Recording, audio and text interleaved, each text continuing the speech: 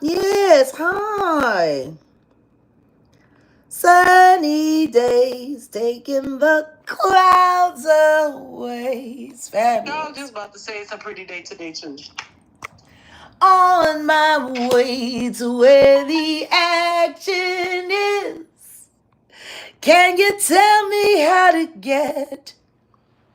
get to the Sesame Street offs? Weirdos. Hi guys, how are you? I hope everyone is here. Hi everyone. I gotta get set up. Don't mind me. I'm moving around a little bit. Hey, Auntie Leah. Everyone gathering close. Bring your snacks, bring your blankets, and hide your wife. And hide your kids. Oh, child. Oh, girl. Hide your kids and hide. I'm gonna let everybody get in, and I'm gonna have me a little bad habit. Ooh, cause I'm telling you, child. I don't know why people mess with me.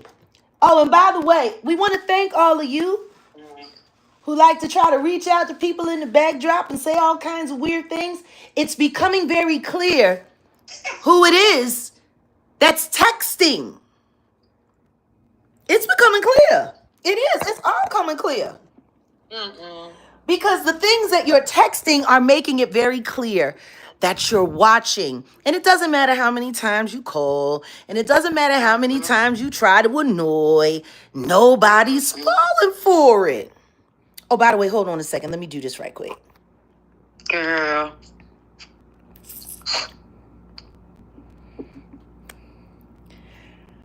I almost forgot, Welcome, Shannon. Welcome, you're a member. And don't forget, guys, this is a members only chat. So the only people that can talk are the people that actually support this platform month after month after month. The people who are worth a damn? Yeah, that. That's what I call them. I was just thinking about that whole conversation we was having about chicken fried steak and chicken fried chicken. It's really funny. I've never heard nobody on anyone's menu have chicken fried chicken. See, that's the thing. Chicken fried steak makes sense because it's steak fried like they fried chicken. But if everybody knows that people fried chicken, why would you need to call it chicken fried chicken? I'm just trying to understand that. Chicken fried chicken? It reminds me of that episode of Boondocks with the chicken flu when they called Popeyes Blutos and Chick-fil-A. Like, I don't get it. 111 in the building. Salute. 69 likes. Let's keep those likes going up. Come on, and when we get to 150 likes, I should be done with my habit, and we can be back inside where I can sit down and cam up with y'all. Because we're not going to rush this. Apparently, people like calling us. And apparently, people like saying all kinds of crazy things. And if y'all think that I haven't seen every last one of those text messages, you're crazy. You're crazy. I mean, they're not well, clearly. Like, no, because what they people and text people like that. Who does? No, text people that you don't know, talking about only personal details that could only come from someone who actually knows you, and the only person that could give them those pictures, that could give them those details, is Goofy Eyes, Kane and Paul. And you can't say that I'm doxing him, because apparently y'all had no problem with showing all of his government, everything, and so on and so forth. And just so you know, I hope y'all swat that address that you was planning on swatting. The person that lives there truly deserves it. It's wild. It's a shame, really. It's wild. Like, they sitting here, like, finding all kinds of pictures and stuff. They're not finding anything. Someone's giving them pictures. Because those aren't stuff that you posted online. You don't have that kind of one. But you want to know what I find funny? I don't have that kind of life. Do you remember right before you got arrested and we found out what he was doing on your Facebook account? Girl, no, That's how fast time was going. I didn't know until after I came home. I know, because I talked to one of your friends whose Yeah, name will everyone not else be knew what was mentioned. going on. Whose name will not be mentioned. No, because see, I find it No, funny they sick like that. that he was operating just like these YouTube trolls operate.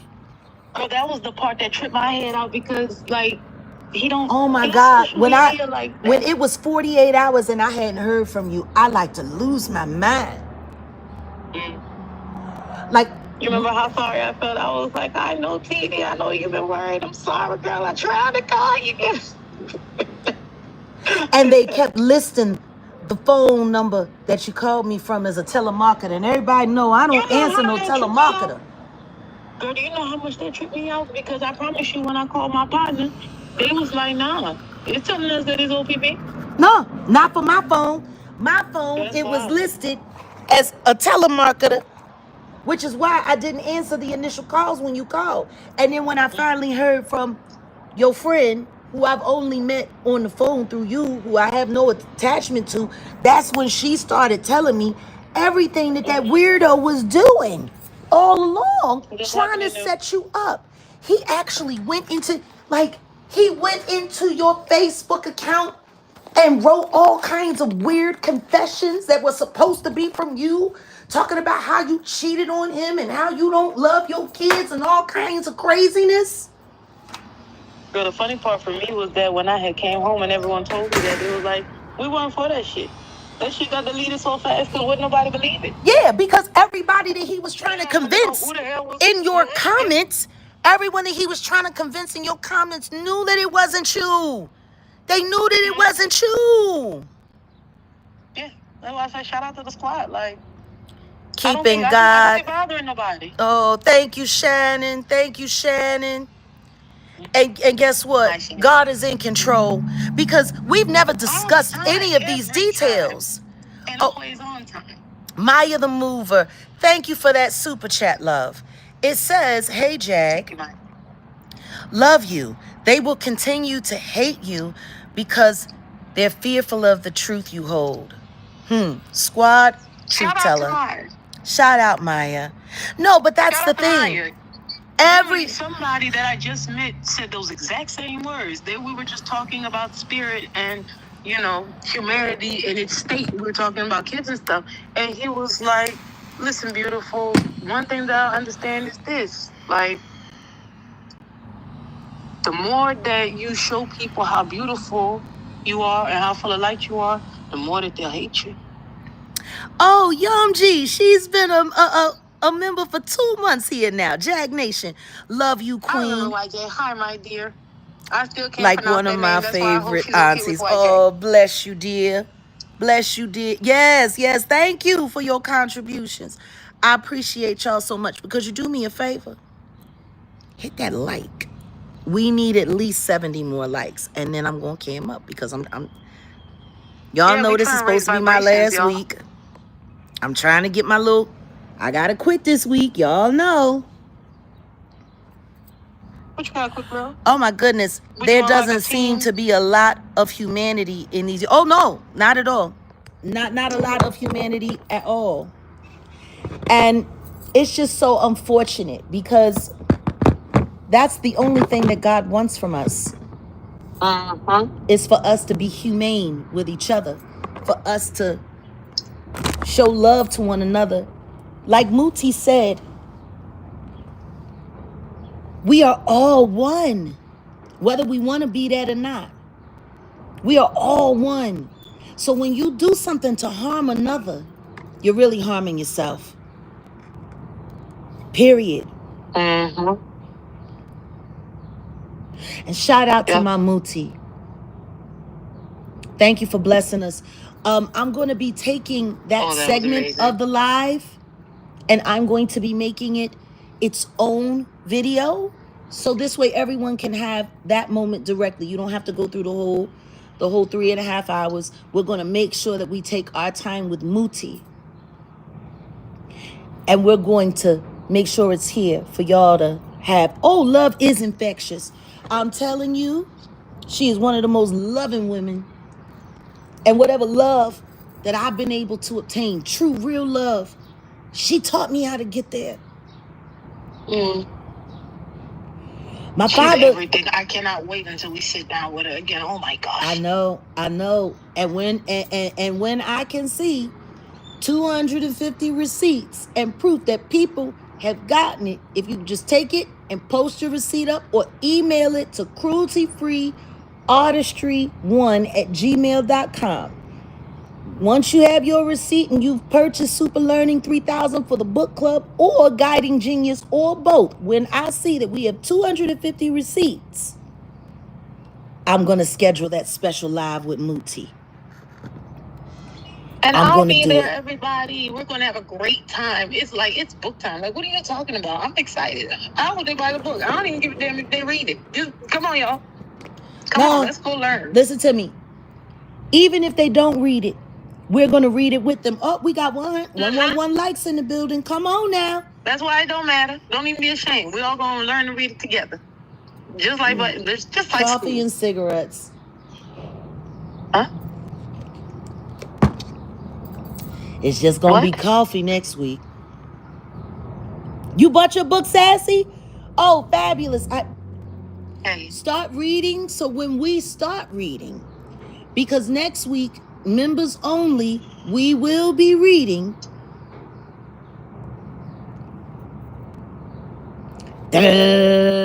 Super Learning 3000. Learning. That's going to be so awesome. Made simple. And we're going to take it a couple chapters at a time. Grace is going to be R rating. We'll put it up on the schedule for next week, but it will be members only. We're not going to... By the way, I want to ask you a question. All of you here in Jag Nation. Put a 1 in the chat if you're liking the new format of how we're running the lives. Is everyone appreciating the members only chats? 1. Is everyone, put a 1 in the chat if you're enjoying the members only lives that we're doing now with the members only chats. Oh, 1. Lots of ones. Okay. Now, put a 2 in the chat if you want it to stay this way. Because see, this channel, it's for you guys. It's for you guys. For us to all get together and spend time in a protected environment. And what I noticed when we started doing the members chats is that I never realized until now, like I kept it open because I wanted the word to get out and I wanted people to show up. But see, all of that hate and all of that trolling and people having to fight with strangers in the chat when they're here for the information, it's unfair. It is. It takes away from them experiencing, having the space. Exactly. Exactly. And I thought that doing it members only, what was making it harder for people, because it was blocking people out. But what I'm realizing is, wait a minute, Othello and Willie's grandbaby says, it feels good, sis. Jag, I've been so much happier for real. See that? It's a planned distraction. Yes, it is, Auntie Leah. And that's why my nerves act bad when it comes to the trolls. Exactly, and they know that. And that's why here we are now. We're in that space. And we're going to stay here. Because guess what? The membership will grow. This isn't about engagement. This is about the information and how we engage in this community. We can create our own engagement. We don't need outsiders. We don't need it. We have our own community here. We have 55,000. Oh, and salute to the Jaguar Wright effect. 55,000 1,000.1 members strong, and we did it in less than 6 months. And if we can do that in 6 months, So exciting. we can get another 50,000 to come in. This is for us. No more. No more.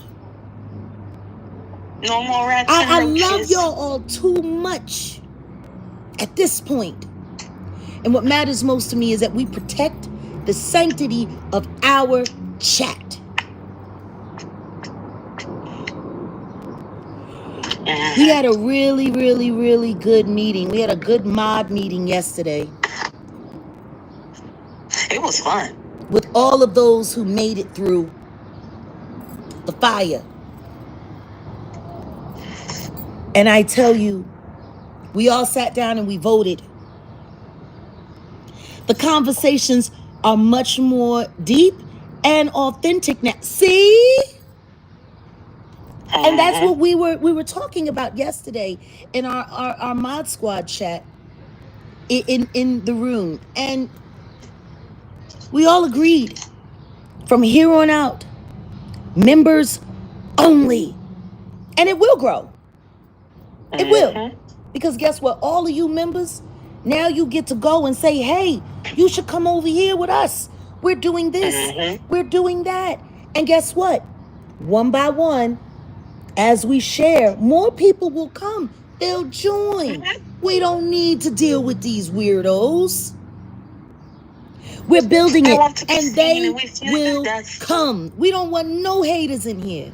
And I'm going to tell you something right now. When I think back and I go back and I look at the open chat or just the subscriber only chat, there were so many great conversations that really didn't get. Yes, the truth will make it grow, and God does have us, our community. But I started thinking about how many of those people missed pertinent information because they were distracted by someone arguing, or they were so busy defending me in the chat that and going back and forth that they I prayed on it, and God came back with the word. This channel is now a members only participation channel. We need 20 more likes so I can count. Oh, Juicy, thanks, straight Juicy. Oh, bless you. Appreciate you, Jack. Oh, fabulous. Thank you so much. Thank you so much. Appreciate you. You guys, you members, you sign up because you're here for something that you can't get anywhere else. Oh, wait a minute. Hey, Jag, I'm a forever supporter, you guys. Love y'all. Thank you, Jasmine. Thank you. Hi. And if you guys are going to support this channel and pay your memberships every month, then we need to make sure that it's perfect for y'all. And members only also makes it easier for us to spot the hate and the trolls, because if they do buy a membership, just so that they can come here in this chat, guess what? We get to keep their money and we still get to throw them out. Yes. You know, wait a minute. Christy Bates says, took me forever to figure out how to become a member, but I finally did. Welcome. And listen to me. Y'all feel free. Talk to any of the people with wrenches. Talk to any of the moderators. They'll tell you how if you can't figure it. If you can't get it on your phone, go into your laptop or maybe on your television screen. They don't make it easy. That's wild. For the good stuff. They don't make it easy. Well. But we don't need them to make it easy. We can do the work ourselves. We can spread the word ourselves.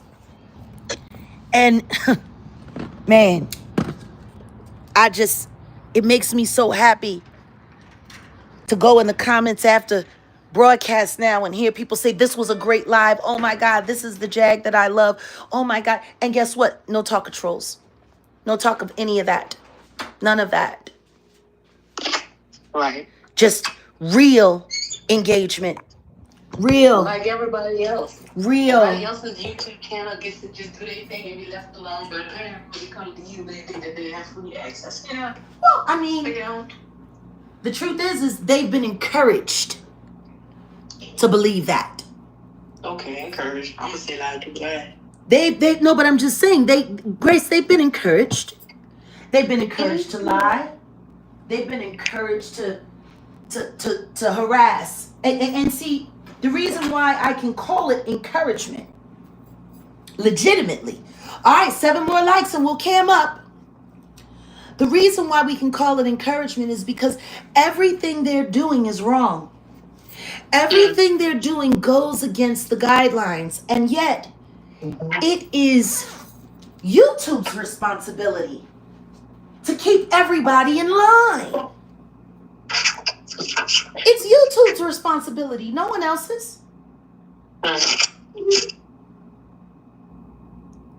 YouTube, see, you got all of these wayward CCs. You got all of these lost CCs who have found a way to make halfway decent money. No, but to make halfway decent money being bad. You can tell who these people were in high school. 1 more like and we'll cam up. You can tell who these people were in high school. Girl, oh yes, you can. You can tell. Like, this is like a bunch of high school children. Like, this is high school. I promise you, I could read all of them like that. Like, come on. It's high school games, and girl, I didn't have time for it when we were in high school. Like, I didn't play those games in high school. Shit don't fly. Like, I didn't play those games in high school. Oh, 150, we're finally here. I didn't play those games in high school. You know what I did? I got suspended a lot. Oh, hey, Lindsay Lou, you've been a member for a month to the right stuff. Well, welcome. Welcome. Jag. See, that's the funny part. You got me to start praying again. Oh, look at that. We gonna stay there for a second. That's a beautiful thing. Wow. I want to tell you a secret. It wasn't me. It wasn't. I'm not the one. See, God was always there.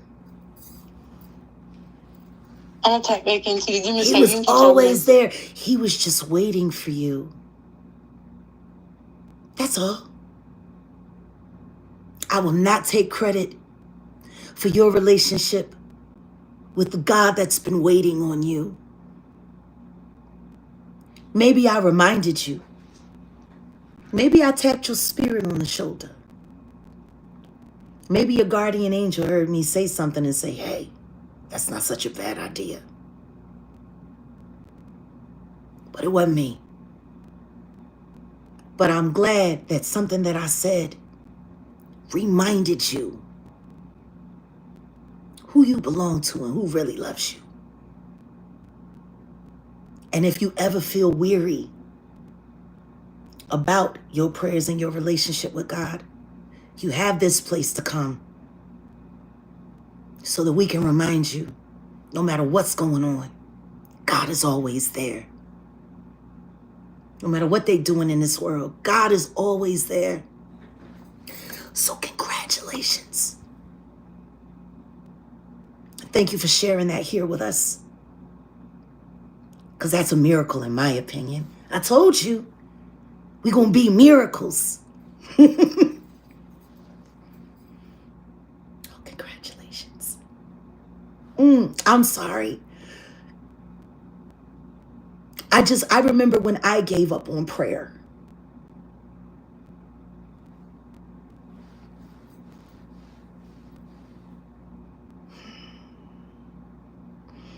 And I remember when I started praying again. And even for a while there, I had been so out of practice with my relationship with God that I wasn't sure if God was really hearing me or... And then I realized go deeper. And now I pretty much pray without ceasing.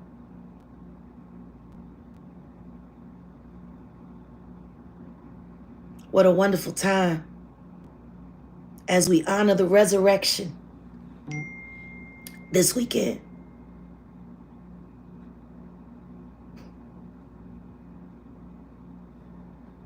Happy Easter, sis. Happy Easter.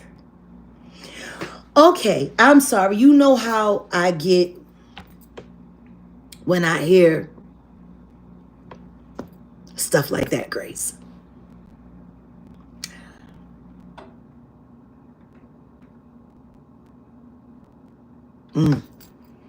All right, you just knocked me out. I'm sorry. You knocked me out. One more. One more. We got one more, God.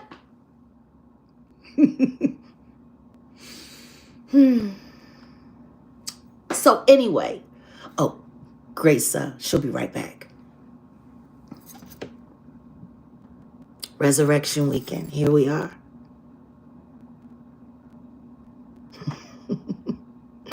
I don't feel like this hair right now. I'll be right back.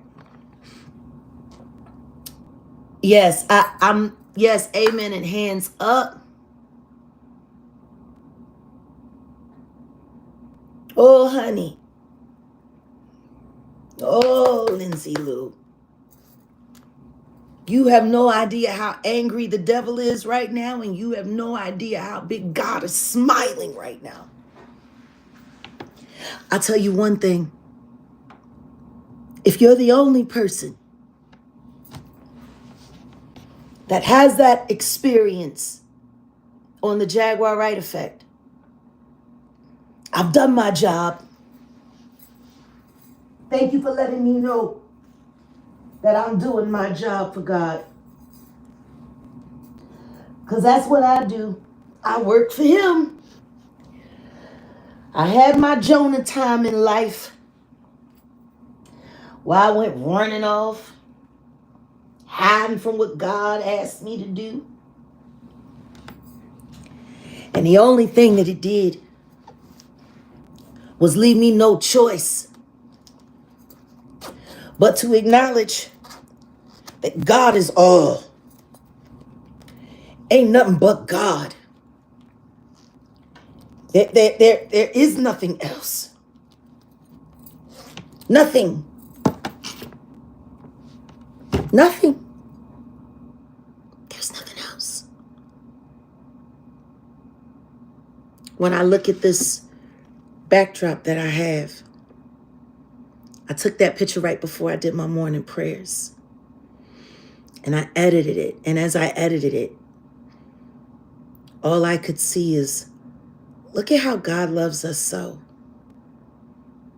We run around looking for paintings and portraits, but there is no greater artist than God. Not one.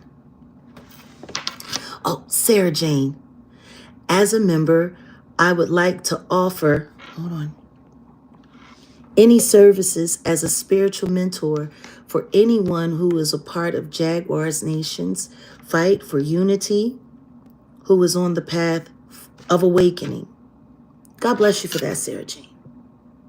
We all need to spend more time ministering to each other rather than waiting to see which minister's going to make a fool out of God's word and start twerking on the dais. But honestly, though, yeah, I'm sorry. Anytime I see God working and God moving, it knocks me right out.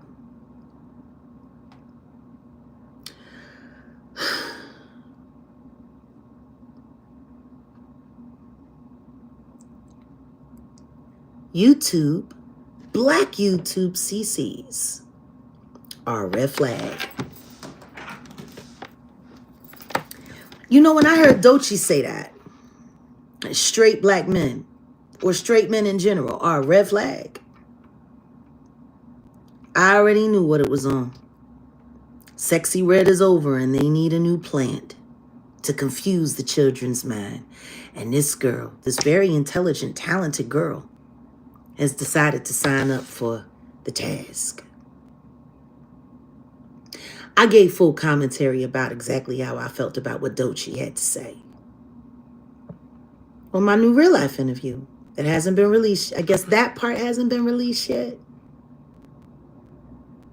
We're going to see how long it takes for that clip to start circulating. Because everybody needs to hear what I said. Everybody. To say that straight men or straight black men are a red flag is to say that you don't believe that men are straight, that you believe that all men are homosexual. And nothing could be further from the truth. But to try to encourage a whole generation of young women who follow you,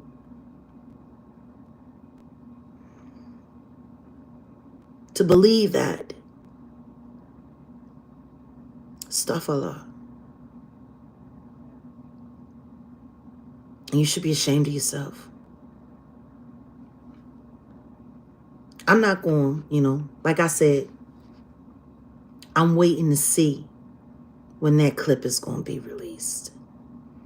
And I'm waiting to see what the response is going to be from everybody who hears it.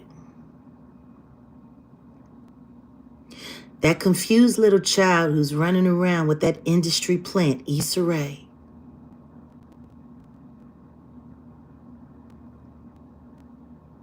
Who has her own relationship with Diddy.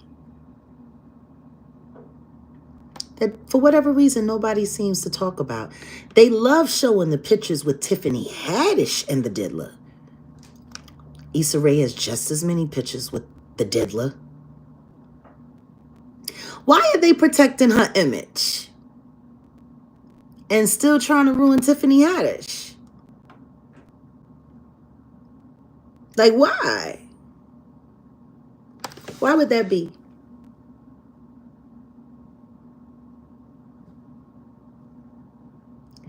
Why is it that all of Issa Rae's little nasty dealings and underhanded stuff never gets talked about, but they love harping on Tiffany Haddish?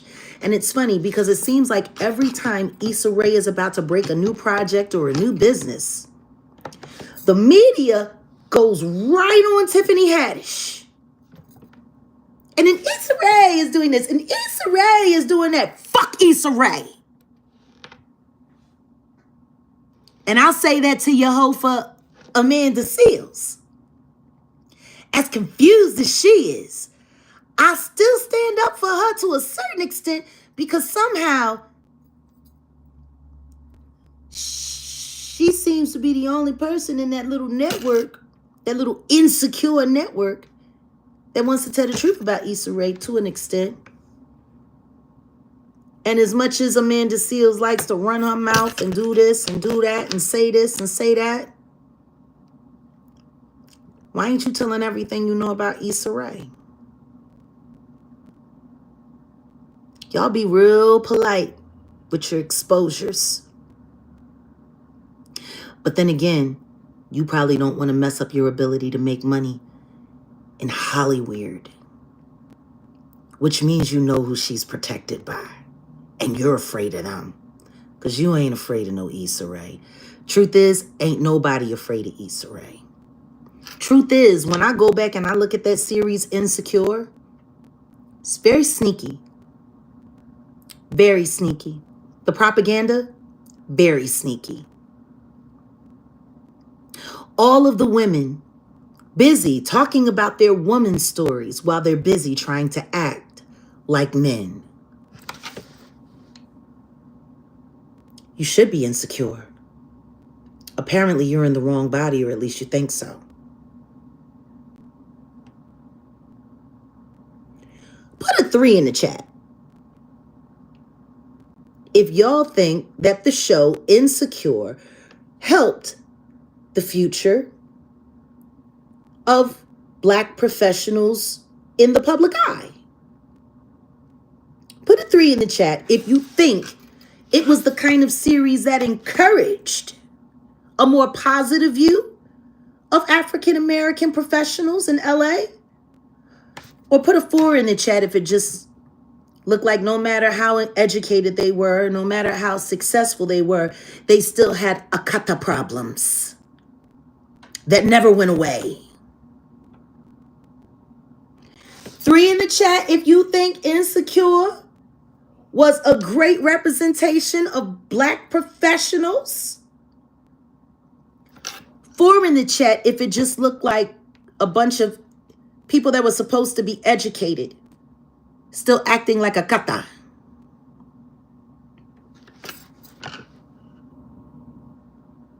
Like that little Nigerian comedian girl who was on that show, who was more talented than Issa Rae. She's Nigerian. I'm surprised she signed up for akata shit. I really am.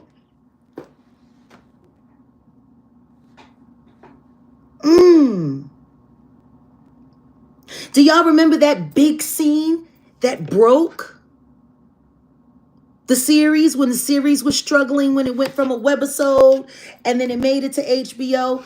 The big old SEX scene with her and the Black guy. And that was supposed to be the...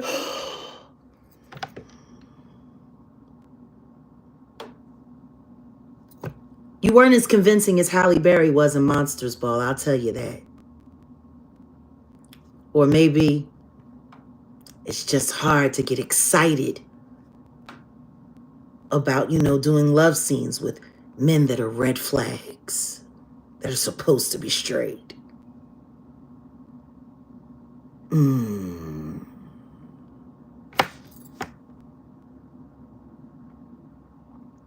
That whole show wasn't nothing but a shit show. And if you remember the way it ended with her being in dilemma about what she was going to do next with her life. Like the dilemma never ended.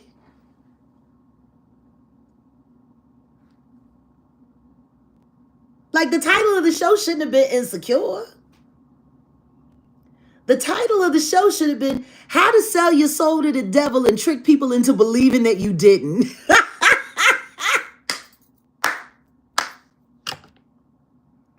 The part that I hate most about that series, though, is that it when it first started, it was very heavy promoting Leimert Park, which everyone knows is very dear to my heart. And they were supposed to be... Yeah. Hold on. I'm sorry, Titi girl. Hold on.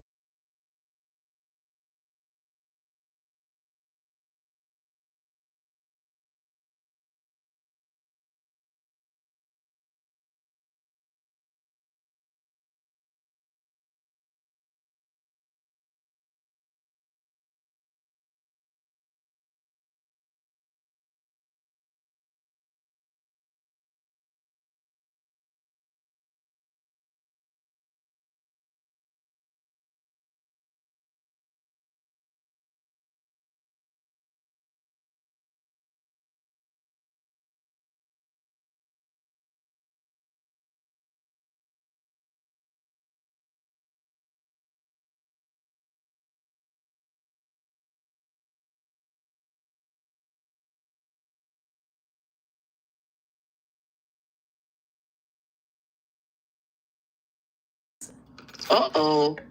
Did I miss the fun? I hope I didn't miss that conversation. Oh, no, you needed to have the conversation you were having. It's been so long since I've been down in New Orleans. Are there any great, restaurants? I was thinking, I had heard about Drago's. Oh, you did, girl? I've never been to Drago's. I've never eaten there before. Well, I don't know. I've been a Hilton member for years, so. That's fine. You should stop at Drago's. You might like the food there. I don't know. They say the NBA players and all them eat there, so I'm sorry.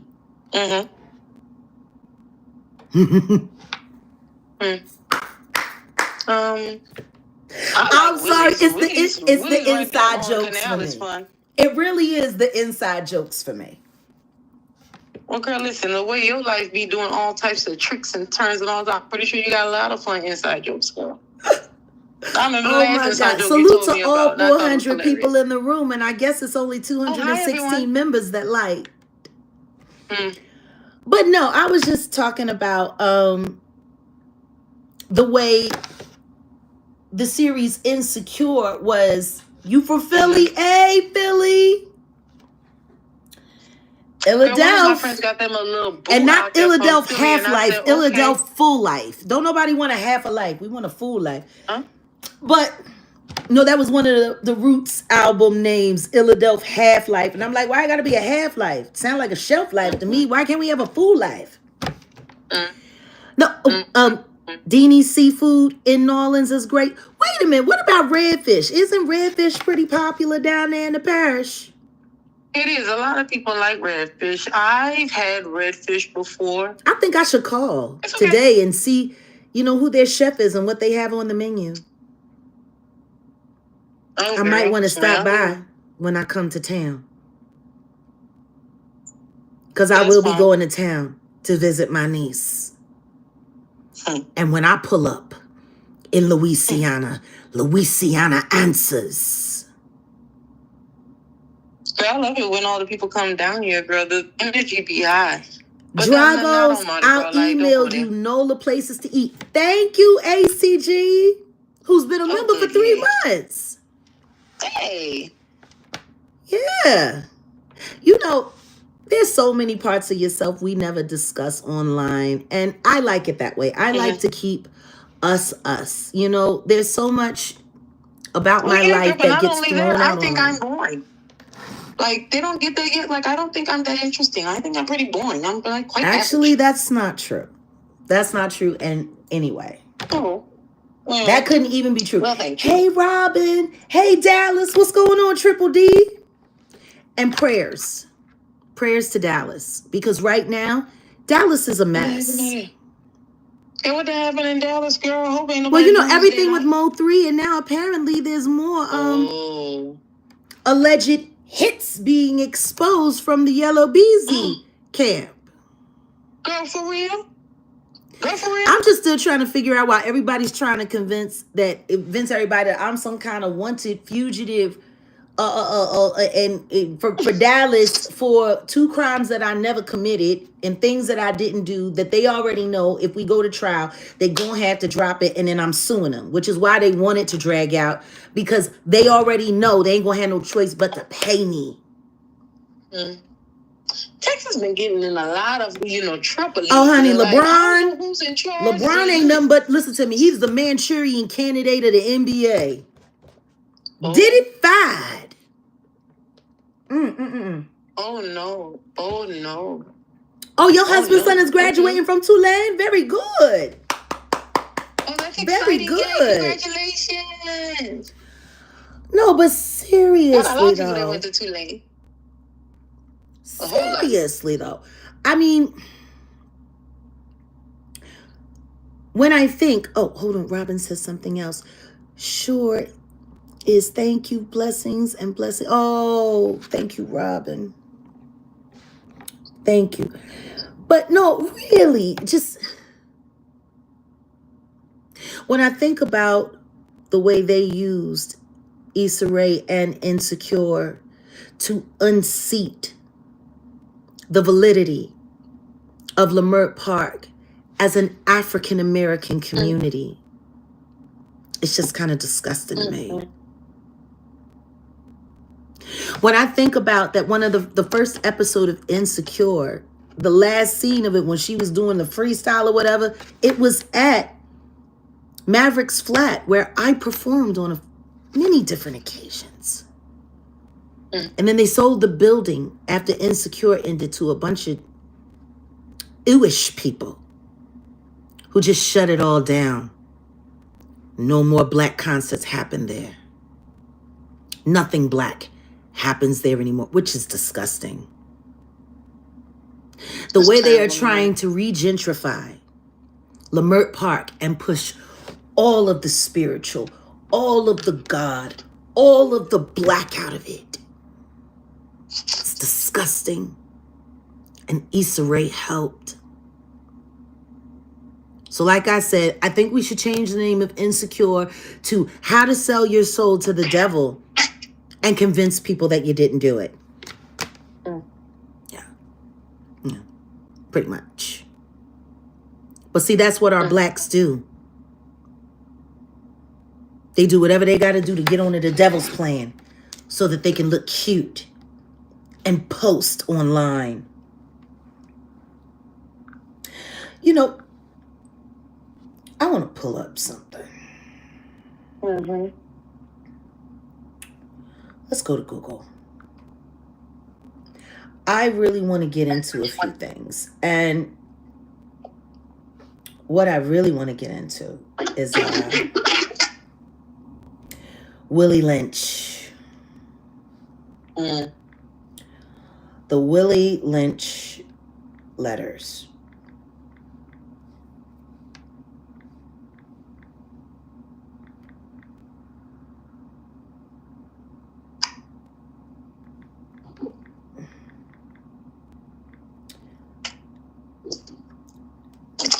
The Willie Lynch letter and The Making a Slave. Book by Willie Lynch.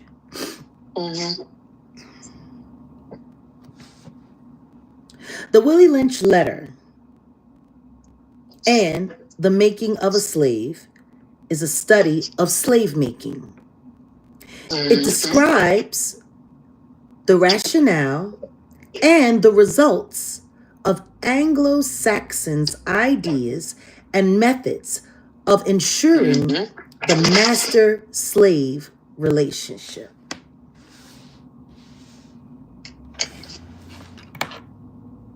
Y'all really do want to know where I'm at, don't you? So the expert to find out. Ooh. Willie Lynch speech. And this is Wikipedia. Oh, the Willie, huh? Yeah, I'm on Wikipedia. The William, and guess what? I'm not going to go in here and edit it and do weird stuff to it, hoping that people notice I'm alive.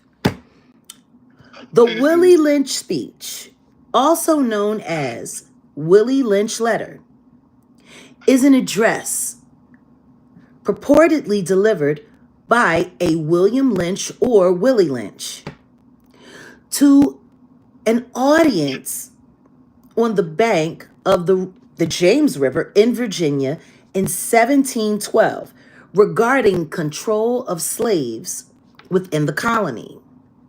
In recent years, it has been widely exposed as a hoax, which is funny because it was true for hundreds of years. And now it's a hoax. Now all of a sudden it's a hoax.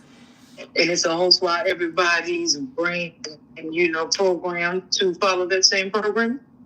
The letter purports to be a verbatim account of a short speech given by a slave owner in which he tells other slave masters that he has discovered the secret to controlling black slaves by setting them against one another.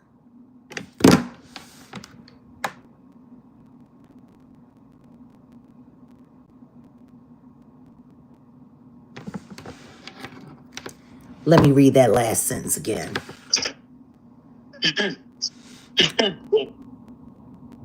The letter purports to be a verbatim account of a short speech given by a slave owner in which he tells other slave masters that he has discovered the secret to controlling black slaves by setting them against each other.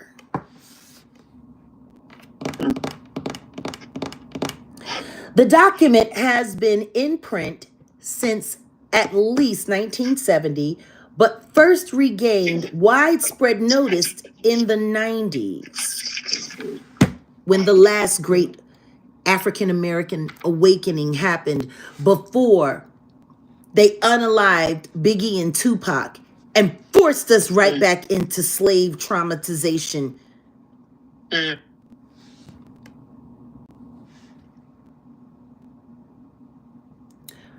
When it appeared and resurfaced when it appeared on the internet.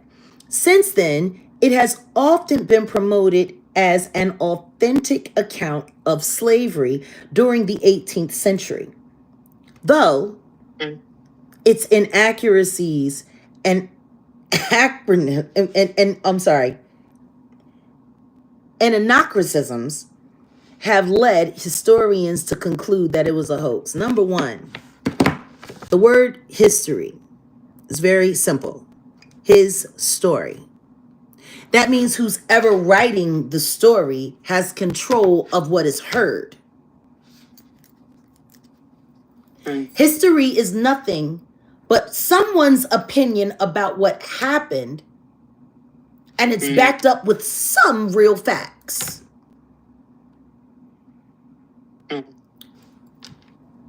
So if they were able to find it, who said it was a hoax? I couldn't believe when that started coming out. Like, what you? Who said it was a hoax? Girl, okay. I want someone to cite the source of who said it was a hoax. Anywho, then, let's look a little further. Text. Let me set this here because my eyes, I still ain't got no readers yet. Actually, I did get readers and I just didn't like them. They got on my nerves. So let's see. All right. The reputed author. Oh, welcome, Saga Reveals. Welcome to Jag Nation. The reputed author, William Lynch, identifies himself as the master of a modest plantation in the British West Indies, who has been summoned to the Virginia colony by a local slave owner to advise them on problems they were having in managing their slaves.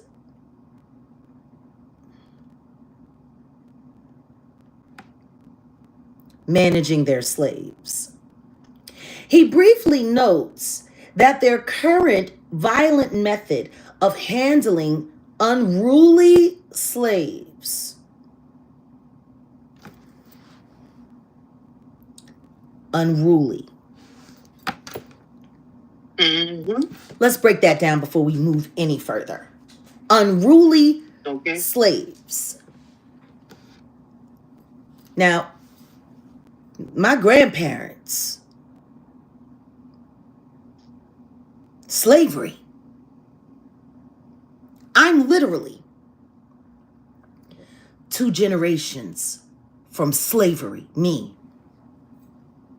And the reason why I'm able to be that in my contemporary time is because my grandparents were born in the early 1900s. My grandfather was born in 1900. He died in 1985. That fall, my Uncle Jello died that summer. I believe it was July, and Granddaddy passed away. Was it September or October? His heart was so broken after Uncle Jello passed away. But yeah, I always thought it was interesting that if I wanted to remember how old my granddad was, all I had to do was look at the year, because he was literally born at the turn of the century. And I believe his birthday was what, July 17th? Something like that. But yeah, slavery. So I'm very aware. I'm only 2 generations of actual real life story of how slavery worked. I'll never forget when my dad used to tell me when I was a girl, how when, how we didn't get beat like they got beat when they were kids. Because Granddaddy would pull out the whip like slave master did. That's how they were trained. Spare the rod, spoil the slave. I mean, that's how they talked of blacks back then. Like we were children. So let's be clear. Jag, I'm a historian. I wish I met your grandparents. I know. Yeah, granddaddy passed away in 85. Grandmama was 3 or 4 years old. So that was early 80s. I think did grandmom die in 81? I think.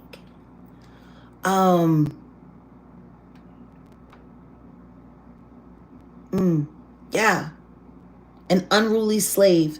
Someone who was trying to get away to find their family that had been sold off to someone else. Imagine a husband, him and his entire family being captured, separated from his family.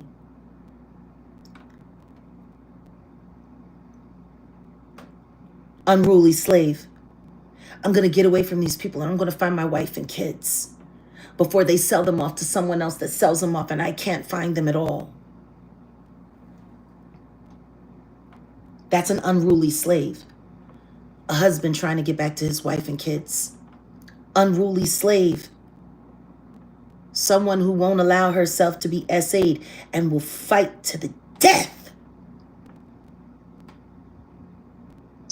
Someone who wants to run away from tyranny.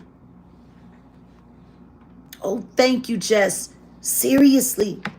That's an unruly slave. Someone who sees another person that works on the same land as them being beaten and blamed for things that they didn't do, having their skin lashed until it cried open with blood and sweat. And sweat is filled with salt. And what does salt do to open wounds? It makes it burn. Mm-hmm. If you take salt and you put it on an open wound, it's going to burn. I don't know. And human sweat is filled with salt. Imagine after working, backbreaking work, being torn to pieces from physical manual labor, and then someone come and take a horsewhip and put it to your skin until it rips open and all of that sweat just pours right into those wounds. Who wouldn't want to run away from that? Who? Unruly though, right? Unruly.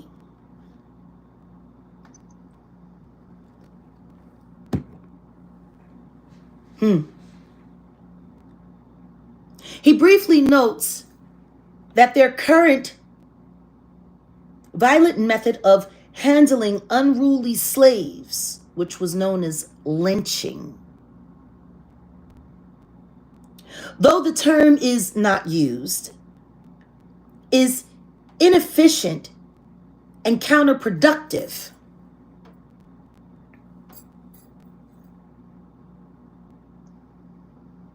So lynching wasn't good enough. And it was counterproductive. Go figure. Instead, he suggests that they adopt his method, which consists of exploiting differences such as age, skin color, in order to pit slaves against each other. So see, they were all one people being persecuted. They were all one people being destroyed. And see, if they had kept on lynching them, it could have created an uprising. And there's no way that the slave owners could have matched the anger and the power and the majesty that would come from these downtrodden people. So see, lynching was considered a last resort. Because if you just keep lynching and keep lynching and keep lynching, eventually someone's going to get tired and say, let my people go. So they found another way. Okay? This method, we're going to talk about it again. Let me read it again.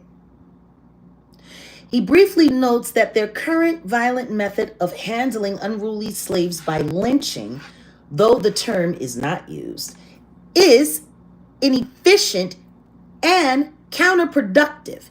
Instead, he suggested that they adopt his method, which consists of exploiting, creating labels, exploiting differences such as age and skin color in order to pit slaves against each other.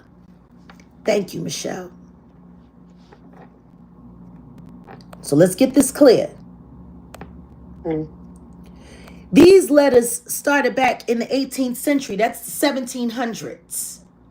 1700s, 1800s, 1900s, 2000s. Over 300 years.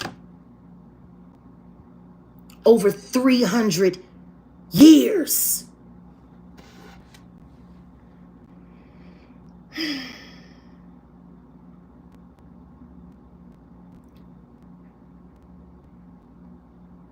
This method, he assures to his host, will control the slaves for at least 300 years.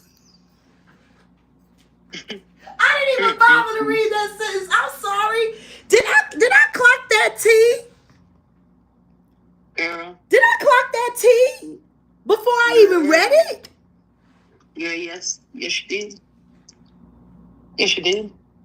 And then they be sitting around looking as if, oh, that's not good. That's just white people saying what they feel. They always want to make us a victim. That's not true. Oh, please. You hate your sisters more than you hate the enemy. Hold on, wait a minute. Golden Brown says, it always makes me curious why lynching, as if they have to disconnect the consciousness from the body by a form of decapitation or spinal cord from brain. Yeah. Hanging people by their necks. Well, you know, honestly, that's an interesting one, and I really didn't think about that because with I have family members, blood family members, that had a rope around their neck. Yvonne, this breaks my heart for everyone who had to endure all of the pain and the suffering that they had to experience. I know. And yet people still make fun of it and make light of it today. I just want to take that whole... Thank you, Yessie. I just want to take that whole paragraph and I just want to give it all out to you. I'm just going to read through it. He briefly notes that their current violent method of handling unruly slaves, lynching, though the term is not used, is inefficient and counterproductive. Instead, he suggests that they adopt his method, which consists of exploiting differences such as age and skin color in order to pit slaves against each other. This method, he assures his host, will control the slaves for at least 300 years.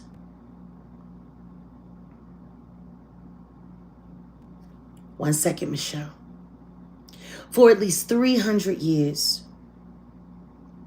Some online versions of the text attached introductions, such as a foreword attributed to Frederick Douglass, or citations falsely giving Lynch's name as the source of the word lynching. It's funny. He went through so much trouble to create all of these methods. And he didn't even want his name attached. Kind of reminds me like a lot of people that I know in the industry today.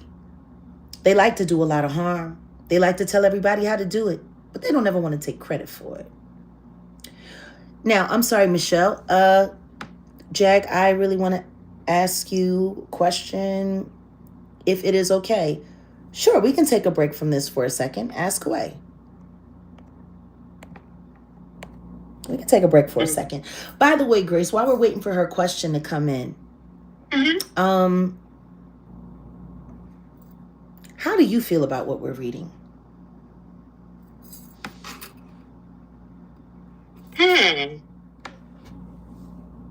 The truth?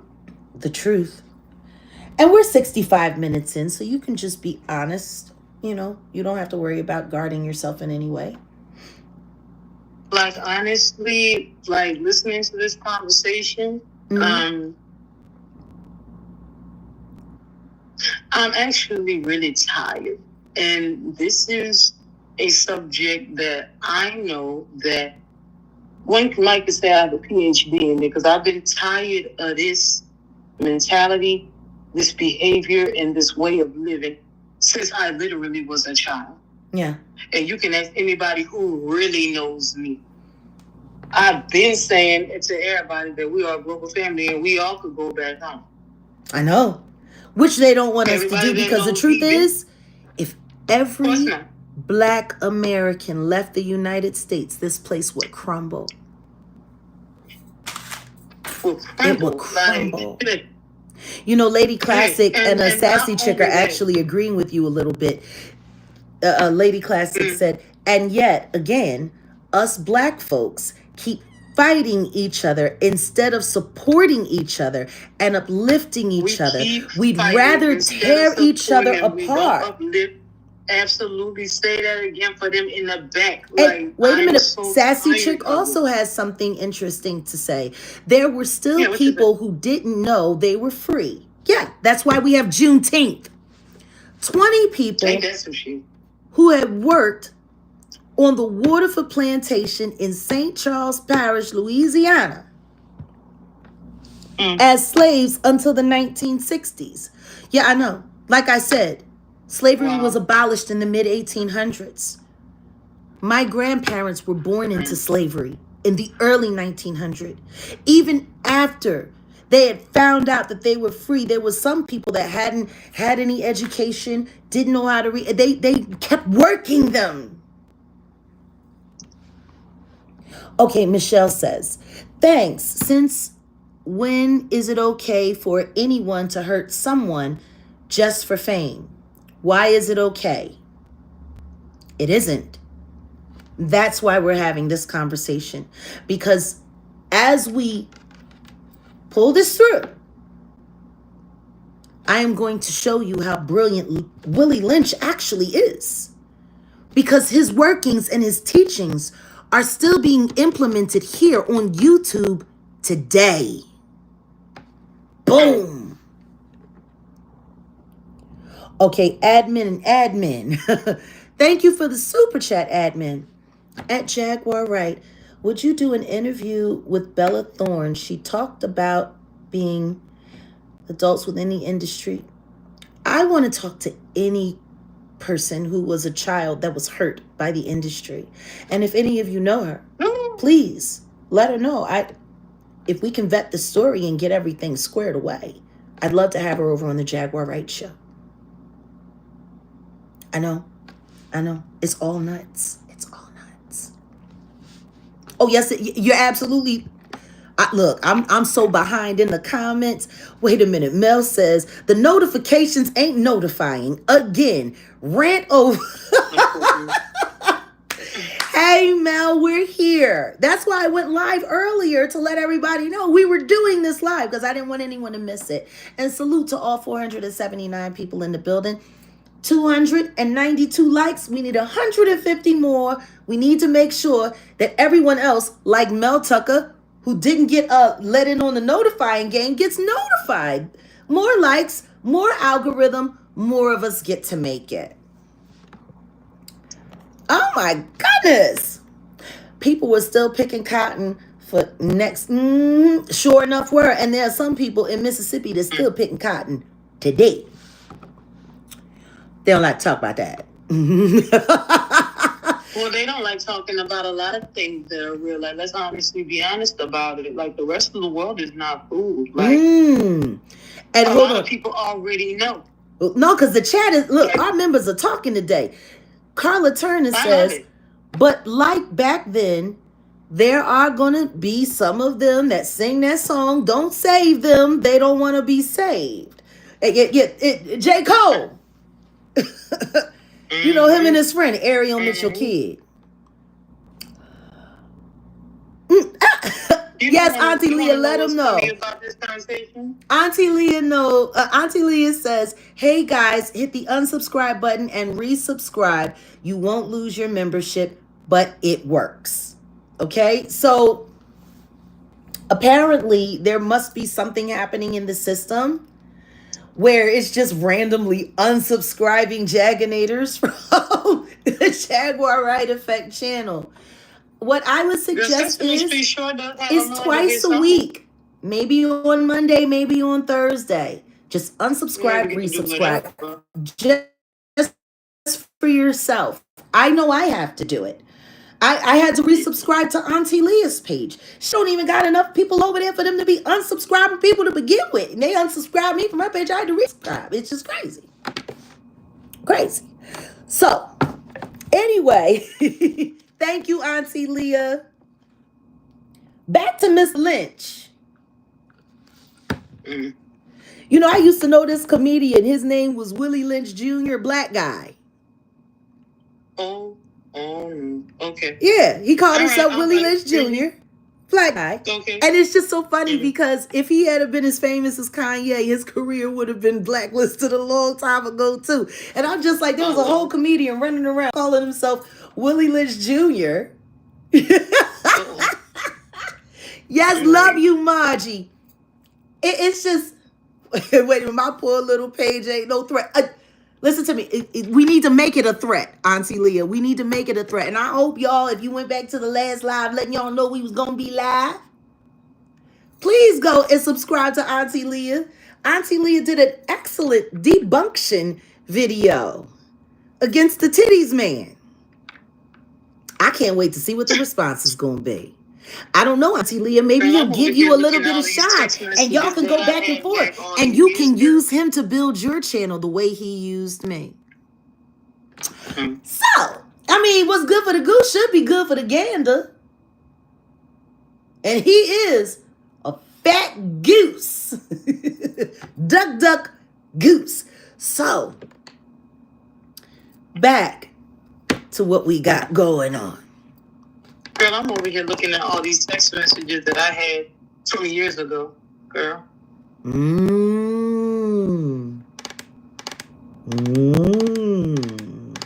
they all right here. All right, back to the text. The text of the speech has been published since at least 1970 and is often published with the title, The Making of a Slave. It appeared on the internet as early as 1993. When a reference librarian at the University of Missouri, St. Louis, posted the document on the library's Gopher server. The librarian later revealed that she had obtained the document from the publisher of a local annual business directory, the St. Louis Black Pages, in which the narrative had recently appeared.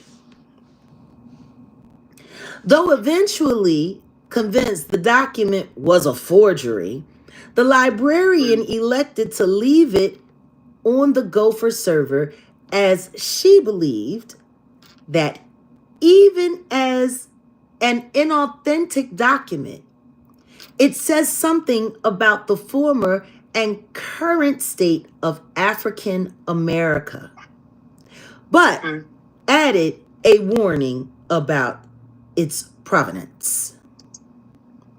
So basically, somebody found this woman, threatened the crap out of her, and told her to tell everybody it was a lie, and she left it up in defiance so people could see what they had been trying to hide. Because what a lot of people don't understand is the reason why the Willie Lynch letter was never published is because it was totally demonic and just absolutely awful. They didn't want people to believe that this is what they was really doing. I mean, it kind of sounds like all of the stuff they do in the Shluminati. Do a bunch of evil stuff and pretend and make sure everybody else around you is pretending like it's not going on while we're passing all this information. It's wild how all of these things, like, they all, like, they're all very similar. This is why I don't understand why people aren't interested in studying everything. Next paragraph.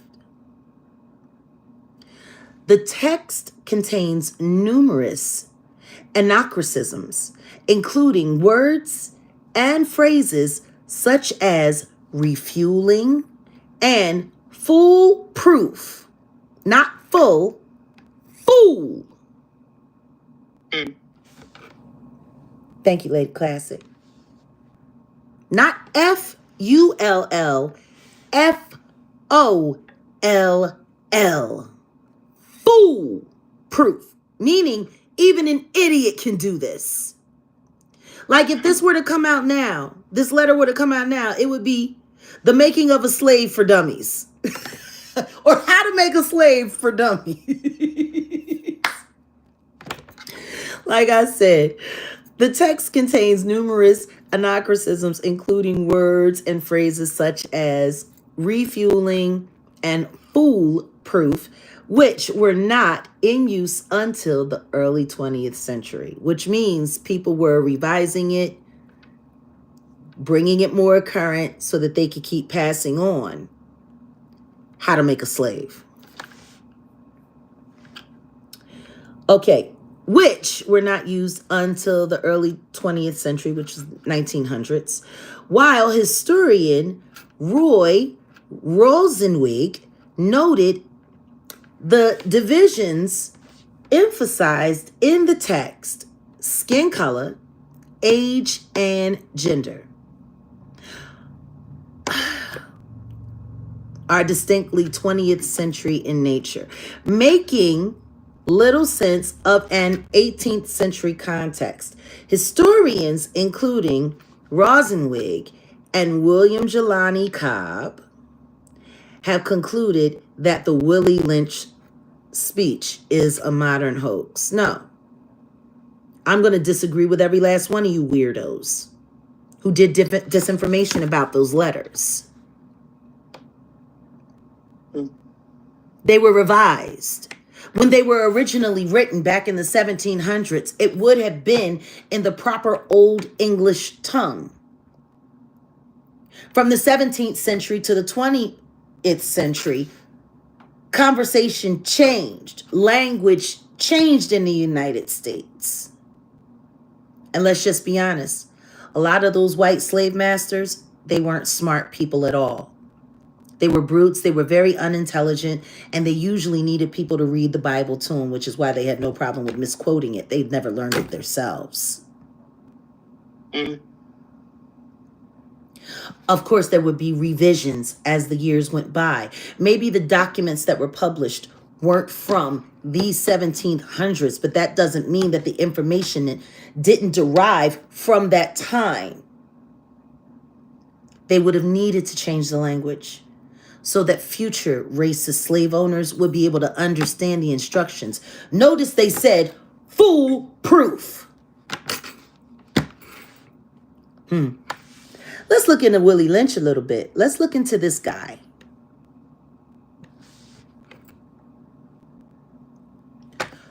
Four words attached to some online versions of the speech give the narrator's name as the source of the terms lynching and lynch law. Even though the narrator rejects lynching, no, he just didn't want to make it seem like he enjoyed unaliving people. So he said, hey, I got a better way.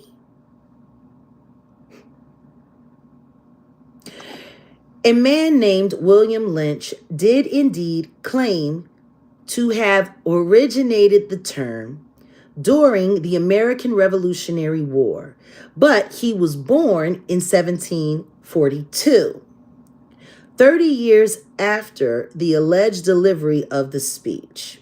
Like, it's just a bunch of confusion.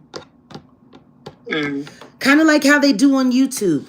A story hits YouTube, and then you get a bunch of different people to come in and say a bunch of different things, and then one person goes, look, well, that doesn't make any sense, that doesn't make any sense, so it all doesn't make any sense, so none of it's true. Disinformation. A document published in the Southern Literary Messenger in 1836 that proposed William Lynch as the originator of Lynch Law may have been a hoax perpetrated by Edgar Allan Poe. Like, this is ridiculous. No, because notice, they don't say, every time they try to list this as some kind of illegitimate or not real, unreal thing, they can't say it was proven. They can't show you the documents that prove. They don't show you a birth certificate. They show you nothing. They say may have been not and deemed a hoax. Lean not into thine own understanding. You know nothing, Jon Snow.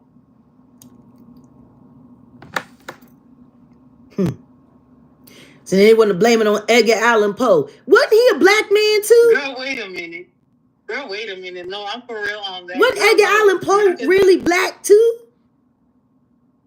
Girl, I heard that's what they had said. You want to know what's funny? What? I got an Edgar Allan Poe book staring me in the face right now when you said it. Not since when did Edgar Allan Poe and Willie Lynch have anything to do with each other? No, but they're saying that Edgar Allan Poe was the one that lied about Willie Lynch and blamed it on him, and it wasn't true. But they want to do that. But they don't want to go and denounce the Catholic Pope that labeled Mary Magdalene a prostitute, and they never corrected that. Well, of course they. Well, I'm just saying they got it wrong. Why don't they say that that's a hoax? Girl, what they girl?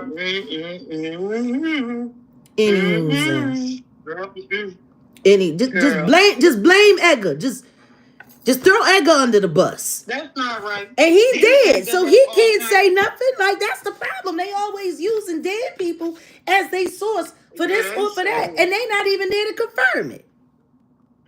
Yeah, this is sad. I guess ain't no witness like a dead witness. Anyway, here we go. Edgar Allan Poe thrown up under the bus. A better documented early use of the term Lynch Law comes from, comes from Charles Lynch, a Virginia justice of peace and militia officer during the American Revolution. That's the funny thing. It said that Willie Lynch came up from the islands to teach these white colonials how to keep their akata in line. His name is Willie Lynch. The guy they want to blame it on is Charles Lynch. Why couldn't that be his uncle? 444 in the building. Why couldn't that be his uncle? Why couldn't it have been his cousin? Both of their last name is Lynch, so it wasn't Willie, it was Charles, and it was this, it was that. Yeah. Girl, for all you know, Willie could have been a nickname that Charles had when he was growing up. And or maybe Charles is Willie's middle name. Girl, I don't know. I'm still on the fact that these people said Edgar Allan Poe was responsible. Had got anything to do with that Willie Lynch? Child, blame it. Look, just blame it on. Throw Edgar under the bus. Don't know, he dead anyway. What he gonna say? Don't nobody care. They just reading his poems. Poem? Y'all don't do Edgar like that. Girl, you want to know what's funny though? The Raven is to put the misinformation on Edgar Allan Poe would have also discredited him. Yeah. A lot of people didn't like Edgar Allan Poe. A lot of people didn't like. Oh, what's this? The death of Willie Lynch. Oh, I remember that. Lamar did that. No, that was Lamar. Former deaf poet. Always deaf poet, truly. Lamar. Black Ice. He's from Philly.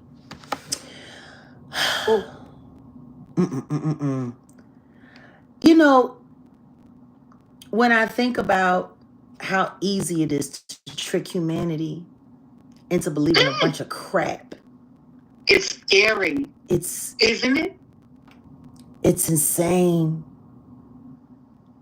And I don't understand how, like, they really just truly don't see. They don't want to see. The deception. Like, and then that's where it's like, well, what do we do? Because they don't want to see. They don't want to. And we want to show them. They don't want to believe it. They don't want to believe that they were that easily manipulated and fooled. But see, for me, I'm lost on that. Like, it's interesting that you say that, TV, because for me, I don't get that. Like, you'd rather sit here and let your ego get in the way? Like, do you know how free they'd be if they realize, no, we've been deceived, we've been lied to. We don't know the truth. Gotta be on the fast thing smoking, trying to find out what the truth really is. This is why, you know, humanity, they wild to me. They don't want to see. Not at all. It's bad enough that they don't see, but they actively choose not to see. I know. Because what we're supposed to do is save the children and the few that see. Listen to me. I'm on my Harriet Tubman, G. Whoever wants to come can come. Okay. Yeah. But if you want to stay, just stay clear of me. Have fun. Yeah. Just stay clear of me. Don't get to screaming like Stephen, talking about some Calvin and everything, yo. Don't be over here like the mandingos that were walking behind the horse, spitting that Django. And who that got to sitting up there on that name? Girl, who that nigga sitting up there on that name? That boy said, I listen to you like no, but seriously, let's get into that. Let's get into that. I wonder how people. What did you say, Young J? Oh, I don't know. Message was retracted. No, but seriously, when you think about what the Willie Lynch letters taught, we are the Revelation Channel. When you think about what the Willie Lynch letters taught, rather than us policing these people that we want to enslave, we're going to turn them all against each other.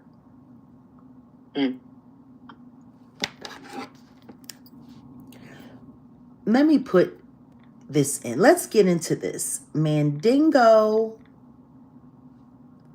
fighting.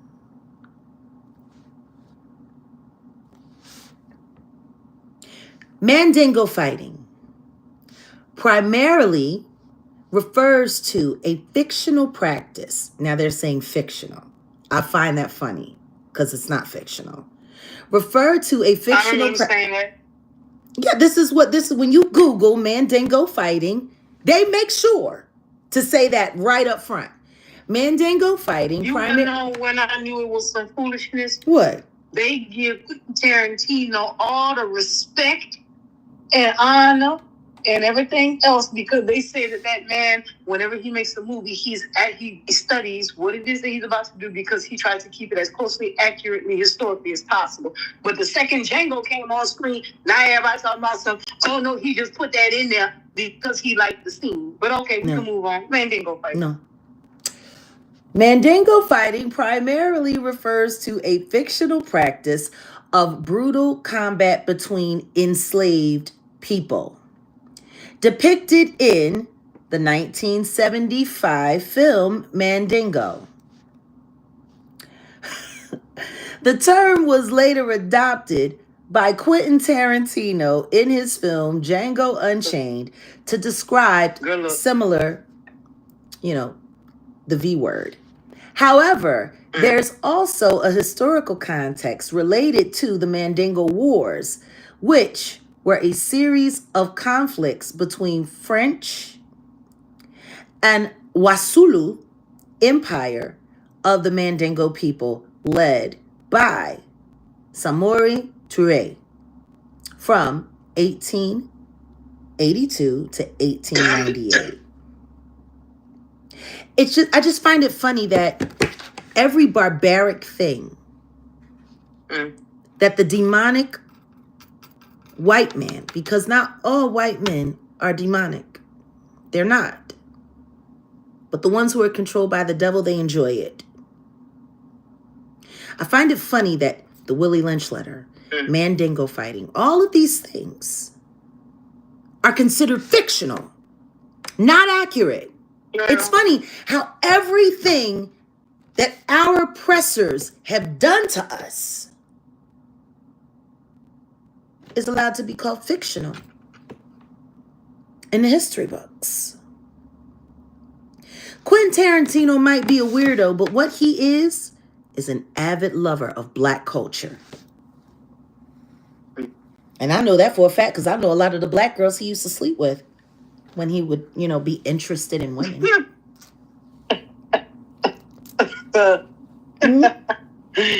Yeah. I also know that as legend has it,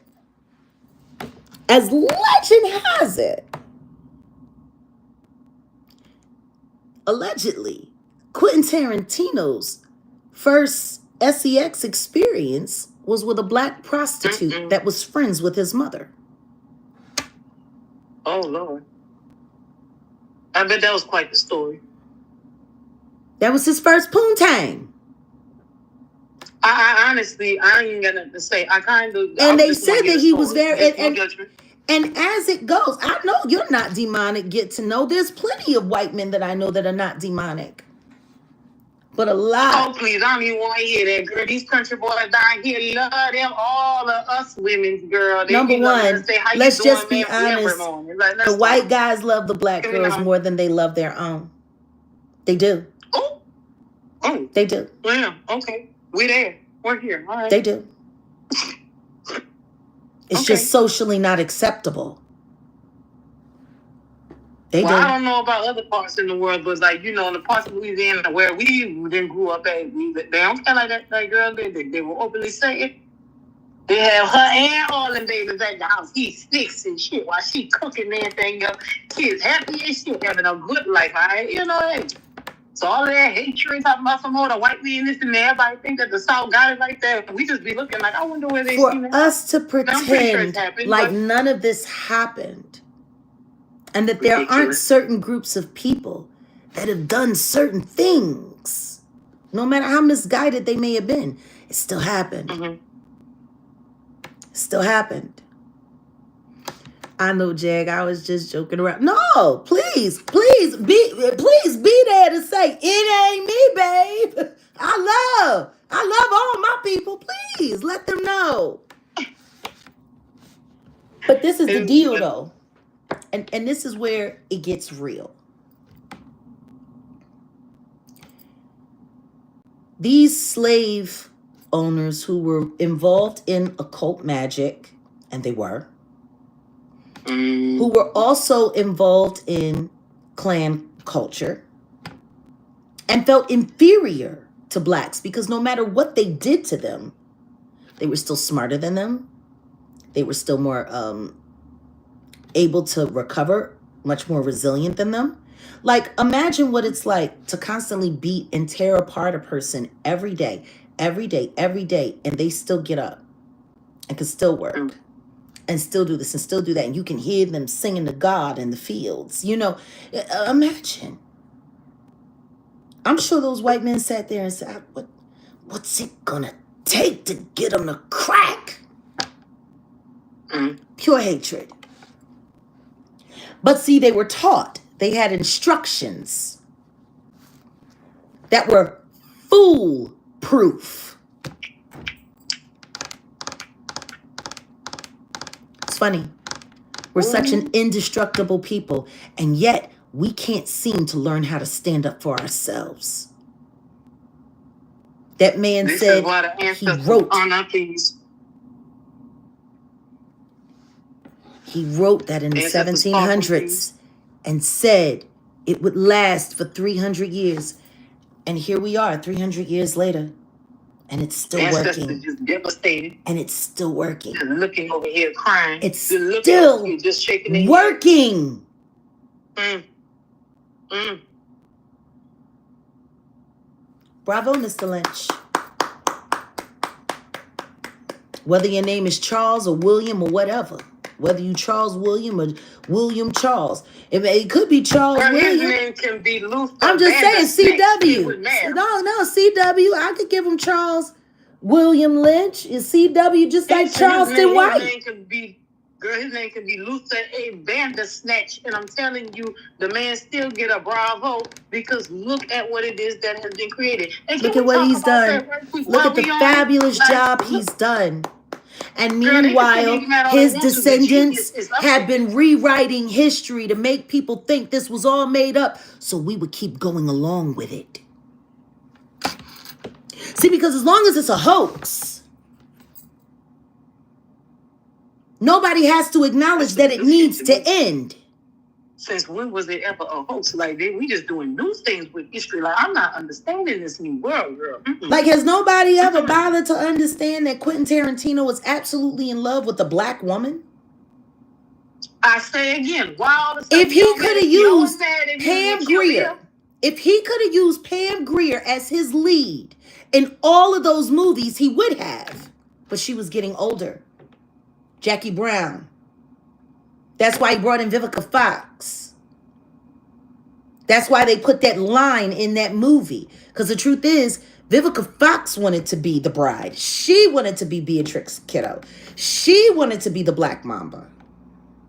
Says so in the film. Girl, I remember Uma Thurman's face on that scene when she said she should have been Black Mama. Girl, Uma just looking at her. I said, oh, they went off the script? Okay. If you look at the last scene of Kill Bill, if you look at the last scene of the saga, when her and Bill sit down to talk, the way she responded, facial expressions, all of that, like, what? The white women don't act like that. That's a black woman. Girl, why? I told you, girl, Kill Bill is my movie, and I don't even know that. That's a black woman. Say that today, right? Fabulous job to Uma Thurman. Because Uma, she did great. She did awesome. Because we forgot that he intended for that role to be played by a black woman because she did such a fantastic job.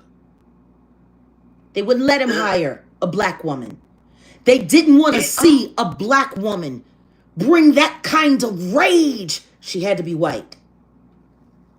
That's unfortunate. Because, see, if a bunch of people that went to the movie and seen Kill Bill and seen them do all of that stuff to a black woman and then see a black woman come back, like the way Uma Thurman did, that might have woke up something in a bunch of bunch of black women, wouldn't it? Girl, it would have been a hot summer that year, girl. It would have been a hot summer that year. William, welcome, William. You remember, welcome to Jag Nation. No, but seriously. Girl, shout out to Quentin Tarantino saying, you know what, I'm going to let this one slide because he ain't want no smoke in everybody's city. All right. No, because they wouldn't have funded it if he had done it the way he wanted to do it. See, that's how you stop people from telling the truth. That's how you stop people from telling the truth. We won't put it out. We won't let you get paid unless you do it this way. You can't have no black woman playing that role. Every black woman in the world, think about every man that ever done, especially a white man. And welcome to the family, William. When you look at characters like Sarah Connor, characters like Trinity from The Matrix, from The Terminator, all of those words, all of those actions, all of that was written by a black woman, Sophia Stewart. A black woman wrote the role and the character of the role for the white women that did it. Matter of fact, I want everybody, just for a second, close your eyes. Think about the Terminator. If Sarah Connor's character in The Terminator had been played by a black woman, who do y'all think she would be? Just put a name in the chat.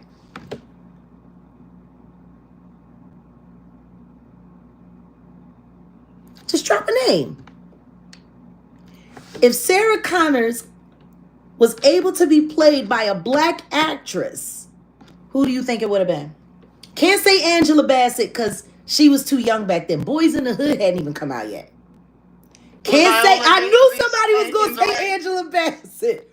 But you can't say that because those movies came out in the 80s. But I can see why you would say that because she's always been such a strength character. Who would it have been if it wasn't Sarah Connors when The Terminator came out back in the 80s and all of that? Who would have played Pam Grier? Exactly. Yeah. Exactly. Angela Bassett would have been able to play that role. She was still trying to get her bones in. She didn't get in good until the 90s. Late 80s. Yeah, no. And she would have been a marquee player. Grace Jones. Oh my God, Grace Jones in The Terminator. Yeah. That would have been great. No, can you imagine Sarah Connors with a French African accent? And Terminator say, I will be back. And then she just popped into... Wait a minute, you would have played it, Carla? No, so can you imagine? He's like, I'll be back. You don't want no pussy like this? And she had a straight with straws. Like, you know what? Felicia Rashad could have been interesting too. That could have been interesting as well. Good. That would have been really good. Imagine. Girl, I'm having fun. Halle Berry was too young. Halle Berry was too young. She's in the Angela Bassett category. She wouldn't have been able to play that role then. I want y'all to really think about that. Who were the black marquee actresses that could have played that Terminator role? Who could have played Sarah Connors? There was no way in the world they were going to let someone with this skin portray who? I forgot her name. She was the girl at the beginning of Coming to America. Oh, you're talking about Vanessa Bell Calloway? Her face. Yup. I would have loved it. I would have loved to see her whooping ass. Woof. Woof. You mean her? Yeah, her. Yeah, her. Vanessa Bell Calloway. I would have loved to see her. Grace Jones. Exactly. And she had already been a Bond chick. That's the thing. Grace Jones was in the... Yeah, you didn't know that Grace Jones was a Bond girl? She was a Bond villain. Girl, you know mama. That's my It was Roger. No, but see, that wasn't... That was the... No. Because, see, you probably know Bond as Pierce Brosnan. Pierce Brosnan would have been the Bond that you knew. But before Pierce, there was... Well, Timothy... They tried Timothy Dalton for a second. It just didn't work. He just Timothy Dalton just did not work. There was Sean Connery first, but then there was Roger Moore. And Grace Jones was a Bond villain with Roger Moore after Sean Connery left the franchise. So this is my thing. Strong black woman, a character written by a strong black woman, blockbuster film. Why wasn't Grace Jones considered for Sarah Connor? Girl. Because after you do a Bond, you're a Bond girl. You're a Bond girl. You're a marquee player. Can you imagine if Strange had a... Truth be told, they could have even picked Tina Turner. She did a good job in Mad Max Beyond the Thunderdome. They could have picked Tina Turner. Yeah, you said it for me. You in my head now. ACG, thank you, baby. No, but seriously.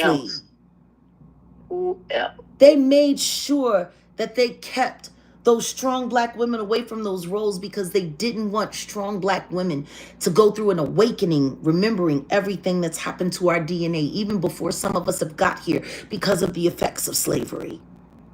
Of course, they don't want that smoke in the city. Girl, and then it was the 80s. Yeah, Tina, can you see Tina? Could you see Tina?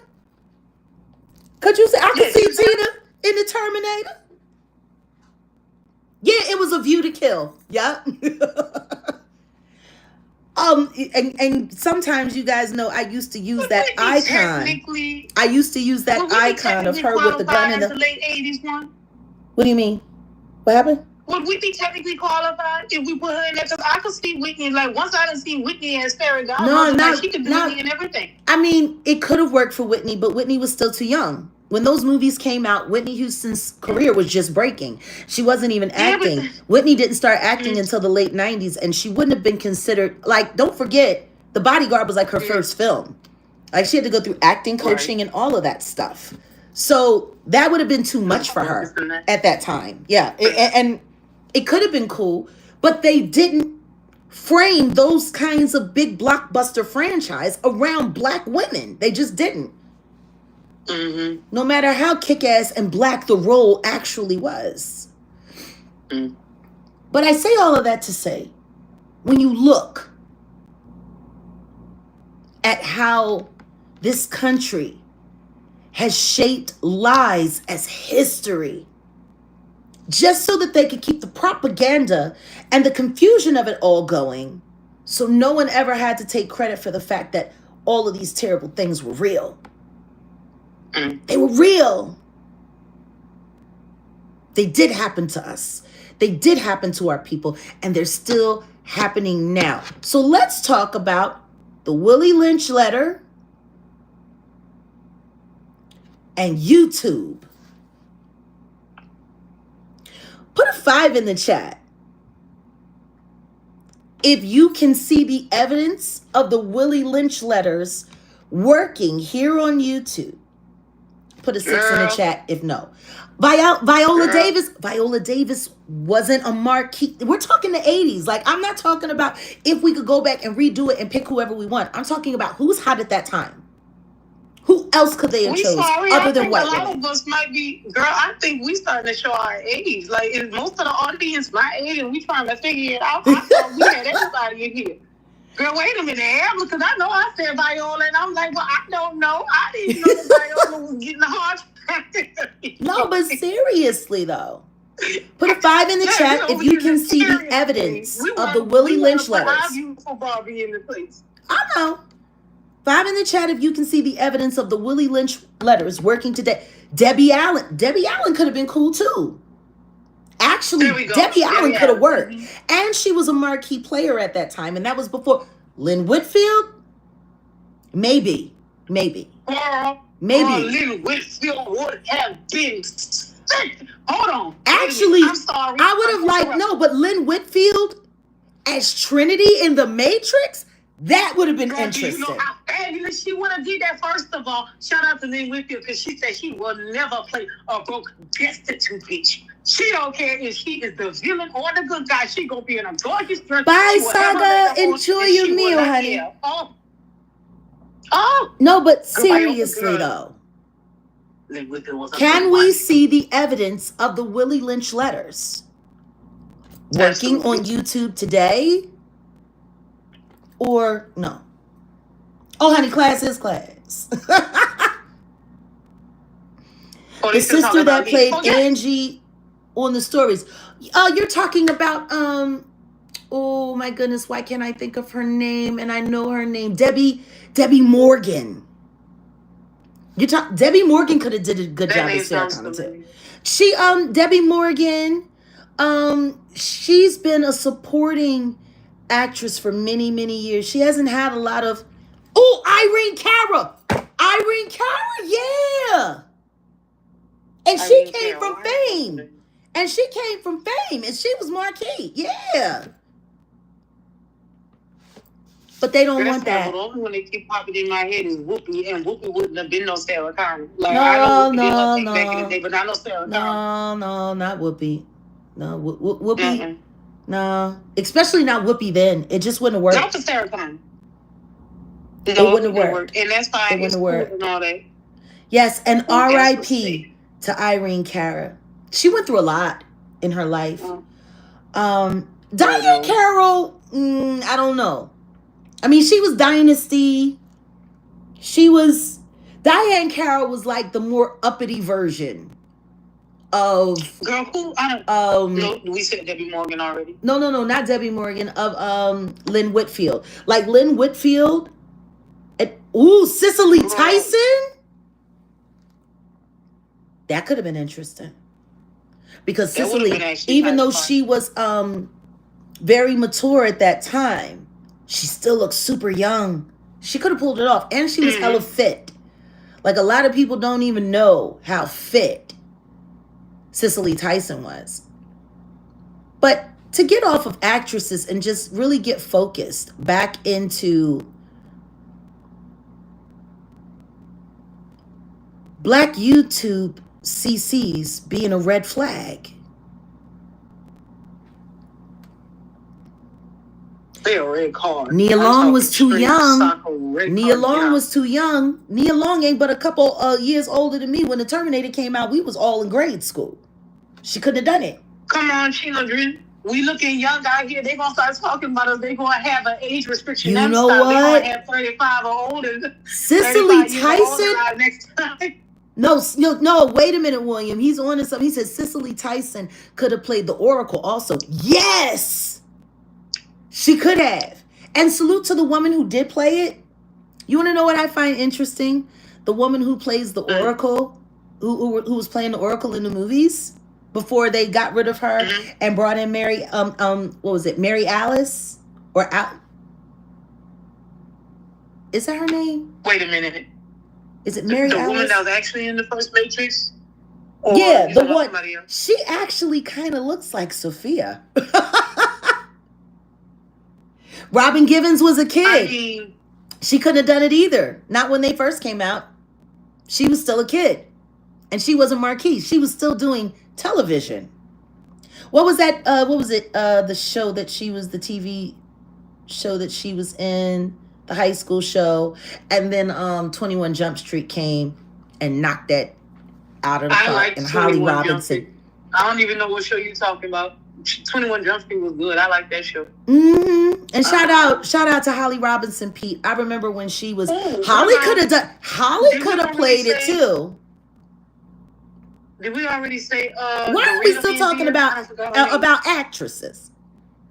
Because you got our imaginations going haywire. We don't know what to do. We over here picturing Sarah O'Connor as Lynn Whitfield. Girl, I'm telling you, Sarah O'Connor would have been an ignorant, casting one. She'd be kicking ass and making if the woman, was fine. What is her name? The woman who played Michonne. What's her first name? Because she was also in Black Panther. You know. Oh, who? The one who played Michonne, Walking Dead, who was also in Black Panther. What's her name? Okoye. Yes. Her name was Danny something. Danny something. I think it was Danny something. I think it was Danielle or something like that. I'm gonna look it up later. Yeah, my favorite character on Black Panther. Enough of the actress. Yes, it was head of the class. That's right. And 21 Jump Street knocked it right out the box. But seriously though, let's talk about how we've been tricked into keeping these terrible practices going. Why do we see... Yes, Denai Guerrero. That's her name, Denai. She could have been an awesome Sarah Connor if she was young enough. Well, old enough. But we've allowed them... Did we already do the real Ann Viv? Huh? Did we already do the real Ann Viv? I forgot her name. I can't believe I'm drawing the name. You know Ann Viv. The first Ann Viv, the real Ann Viv. Oh, you're talking about Janet. There we go. Jeez, I can't believe I forgot her name. Well, no, it's easy to forget her name because they only want you to remember the light skin Aunt Phil. Nobody really Girl, wants. I'm never gonna remember her. I don't know her name, and that is not Anvia. There's only one real Anvia. That's why we call her the real I know. Anvia. I'm sorry. And Will Smith moved her out of the way. And Will Smith moved her out of the way real fast. And they finally mended fences for his PR. But ill. She went for that. Ill. What were the terms of how to make a slave without being forced to be demonically violent all the time and, you know, hanging people from trees? Pitting blacks against each other. Yep. Using their age, their color, and their gender to go against each other. Is that not the entertainment industry as a whole? Absolutely. The entertainment industry as a whole uses all of the same tactics that are used in the Willie Lynch letters. Can y'all see that? 5 in the chat if you can see it. 6 in the chat if you don't.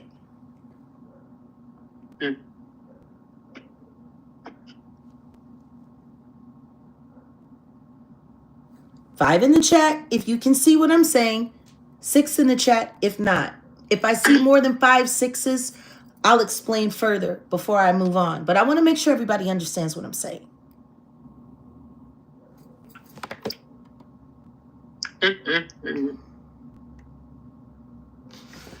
In the music industry, they pit, especially black artists, against each other. Look at what they're doing to Remy Ma right now. Look at what they're doing with Clarissa Shields. You know what? Let me get a little visual to this because I really want to drive the message home. I really do. I want to make sure we're making the mark. I don't want anyone to be confused about what's being said because I need everybody to really, really, really get this. Here we go.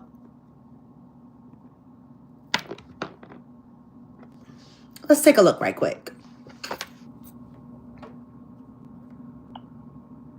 Let's talk about this. Do y'all recognize who these people are?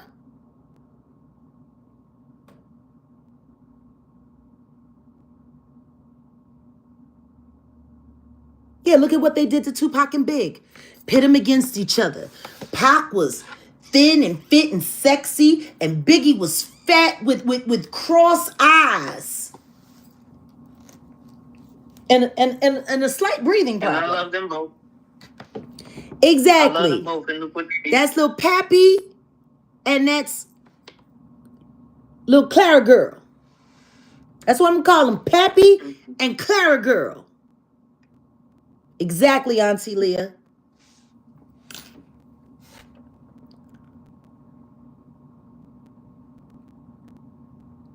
I guess his love is so big, it's one size fits all.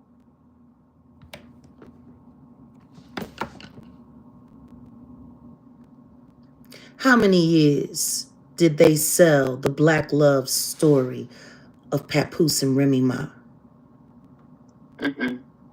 That's all right. Call him Lil Pappy. Don't nobody care about his name no how. Papusa is food. That's the Brazilian or the Argentinian, the papusa.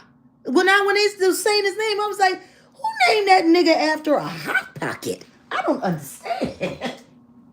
Not a Hot Pocket, girl. Yeah, because that's pretty much what a papusa is. It's a Hot Pocket. It's like a Brazilian Hot Pocket, ain't I right? We got any Brazilian people here? The papusa. That one cute. Yeah. It's a straight Brazilian Hot Pocket. And from what I hear, he's got a Hot Pocket. Watcha! Is that you? That noise? Oh, you know what? No, it's probably, I need to go charge something up. No, let's talk about this. Yeah, no, because I wanna make sure we understand what kind of nonsense we've bought into as people. Let's talk about it. Let's talk about the little hot pocket and his punch drunk dame. Because if y'all can't look Clarissa Shields in the face, as many fighters as I've been around in my life, I'm telling you right now, and we need 60 more likes.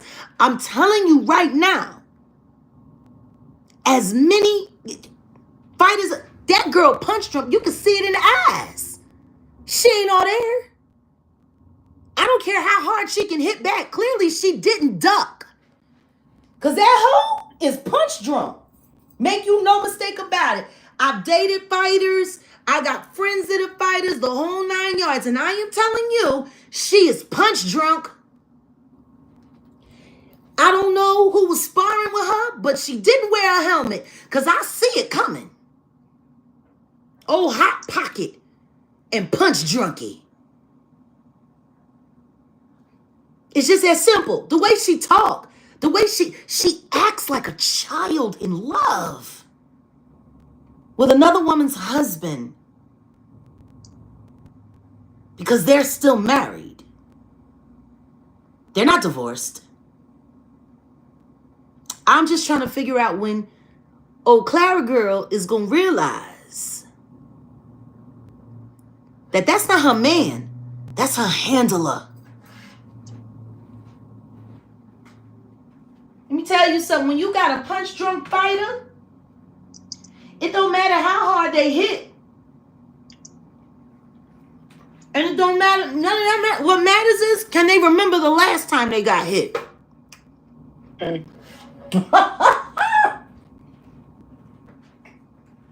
Y'all better stop playing with me. Girl. And the thing is, if it's possible that he was Clarissa's handler, allegedly, what makes y'all think he wasn't Remy's?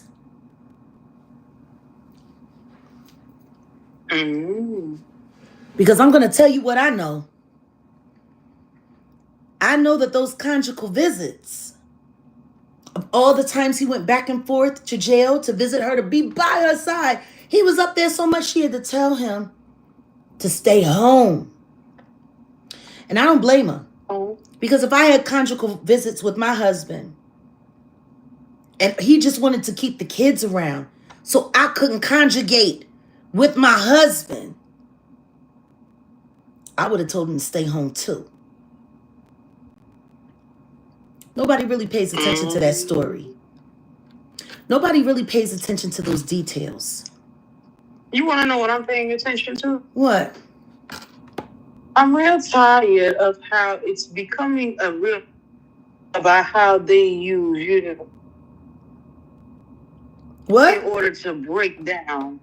I said, I'm getting real tired of this habit of them using teen eggplant to break down these women that have bright futures. That's all they do. That's repetitive. That's all they do. And it's really insulting. That's all they do. Now, I want y'all to think about this. Remy was up and coming. Remy was formidable. Remy was set to be the queen of hip-hop, for real, for real. She was on track. Then she had that terrible accident. And I'm going to call it an accident because I don't think she meant to pull that pow-pow out on that girl. I think whatever happened, she was gaslit into it. And then the next thing you know, there she goes. She's off to jail. And Nicki Minaj got to rise to fame. Or is everybody forgetting that? And then it all became about Nicki going against Kim. Nicki going against Kim. But the truth is, Nicki couldn't hold a candle to Remy. See, Remy was the true threat. They already knew Kim was handled up on. Diddy had her under control. But Remy? Remy was a Roman candle. And then that incident happened in that car. And then she had to go away. And she was gone just long enough for them to do the back and forth between the two very controlled women in hip hop. Because y'all can say whatever y'all want to say about Little Kim. But she is controlled. And her loyalty makes it impossible for her to ever have any real justice for herself, because she has to keep all of the secrets they paid her to keep. Now, I want y'all to think about this. Remy got moved out the way, and it was just Kim and Nicki at the time that were fighting for the crown. And guess what? They were both controlled by Diddy. Is everybody forgetting? Diddy controlled all of that. So he had two bitches that he pitted against each other, while the one who was set to take the crown was removed. Papoose wanted to have so much relevance because the truth is, between the two of them, Remy and Pat, Remy will murder Pat every chance on the mic. It's funny. Pat do a lot of consorting in the hip hop world, but when's the last time he actually released something worth listening to? This is a man who's never actually put out an album. That is an industry plant. Oh no. Okay.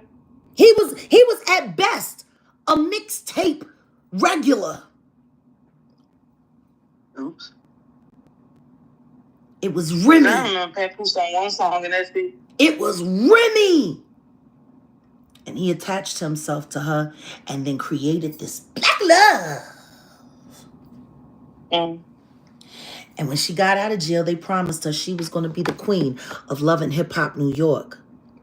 And then guess what happened? They were lying to somebody. Cardi B eclipsed that, didn't it? They were lying to somebody. Once again, another plant. Because if y'all haven't figured out that Cardi B is a plant yet, you're crazy. One album, threatening to put out another, and nothing real. Nothing real. And all of her best work written by a young man that I know was sacrificed in Houston, and his name is Takeoff.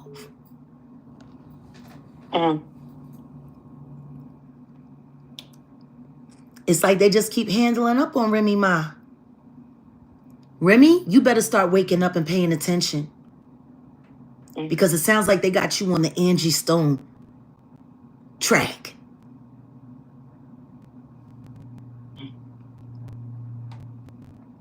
Why don't you just tell the truth? What you know about Pat?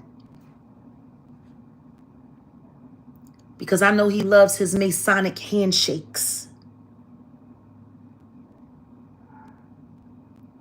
And for a man that used to drop the F-bomb all the time in his raps, he's gotten very comfortable in the LGBTQIA plus community. Over there, TuneCore. Promoting LGBTQIA plus, everything.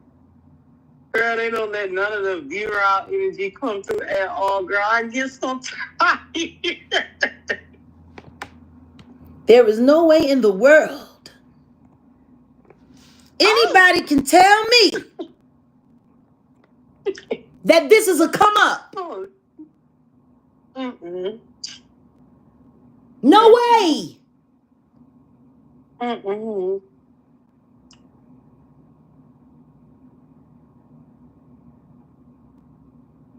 It don't matter how many ways you try to put female clothes on her. She walk like a man. She talk like a man. They'd have loved her on the plantation. They could have worked her as hard as the men. Girl. This is supposed to be sexy. Put a 1 in the chat if this is sexy to you. Put a 2 in the chat if it looks like somebody should have told her, not this outfit, baby. Oh, no. Oh, no. Put a 1 in the chat if this looks sexy to you. I tell you what I do know. She can't hold a candle to Remy Ma. And if all she got for Remy Ma is a fight, you should remember how Remy went to jail. She popped that girl with a pow-pow. I don't get it. That's why Remy went to jail. Punchy? Because that's what I'm going to start calling her. Punchy. Because that's what she looks. She looks punch drunk to me. She looks like she needs somebody to help her manage her checkbook. Girl, I think she looks like she looks like some. I'm sorry, cause you take this girl out of a ring, and she's just another dumb punch drunk girl. At least it wasn't, pharmaceuticals and alcohol that did it to her. She just got knocked in the head around a lot. But I tell you something right now. I wish I would. They would have loved her on the plantation. Oh. Sure would have. They'd have worked her ass all day. Till she's dog-tied. Have her hoe in that. Get that hoe and get that mule. Get to pushing. Yeah. Plantation favorite. No, that is not Rod Digger. And Rod Digger looks like a woman in clothes. Who are they talking about? Like, no, well, no, because they talking about Rod Digger and me talking about, who was fit to have the crown. And salute to Rod Digger. Oh. Rod Digger's a beast. Trying to call Rod Digger ugly. Rod Digger's a beast. It's a shame they don't want nobody to see that no more. How awesome she is. Flip mode squad. Forever. But and all these soft-ass gentlemen didn't do nothing to stand by them. They didn't protect these women at all. They don't protect the women at all. They don't protect the women at all. They line the women up. They line the women up. Once again, Willie Lynch. So they can get ahead. Pit them against each other. Age. Color. Gender. How many of these Masonic slaves in hip-hop have gotten the speech? Look, she's rising up too high. You saw how they sent Al Reynolds after Star Jones? And everybody knew he was gay. Oh. I'm still trying to figure out how Star didn't figure that part out. Like, everybody knew Al Reynolds was gay. Everyone knew he was gay. Maybe she thought everybody was talking shit. No. She probably made the same. She probably made the same mistake that every other black woman who gets involved with one of these. I jump on both sides. What do you mean? What happened to Bahamadia? Somebody should ask her. You know me and Ham. Very close. And as far as I'm concerned, we will always be close. I will always love her. I miss when her children call. I changed my phone number so many times. I lost place of the kids. But Ming Lee, hit me up. And don't forget to tell Tony I love her. And always will. Truth is, Bahamadia should have been crowned the queen of hip-hop many years ago. And if y'all want to know why it never happened, why don't y'all thank the Roots for it? Because they undercut her every chance they got. And pretended they liked her in her face. Fuck the Roots. Girl, you niggas is fraudulent, girl. I can't believe No, because they've been Schluminati babysitters and miniature gatekeepers Forever. Mm-mm. Thank you, Get to Know, for keeping us in the know. We just need 1 or 2 more like we get to that 500. Now,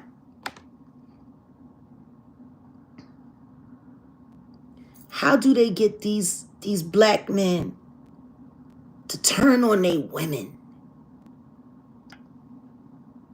How?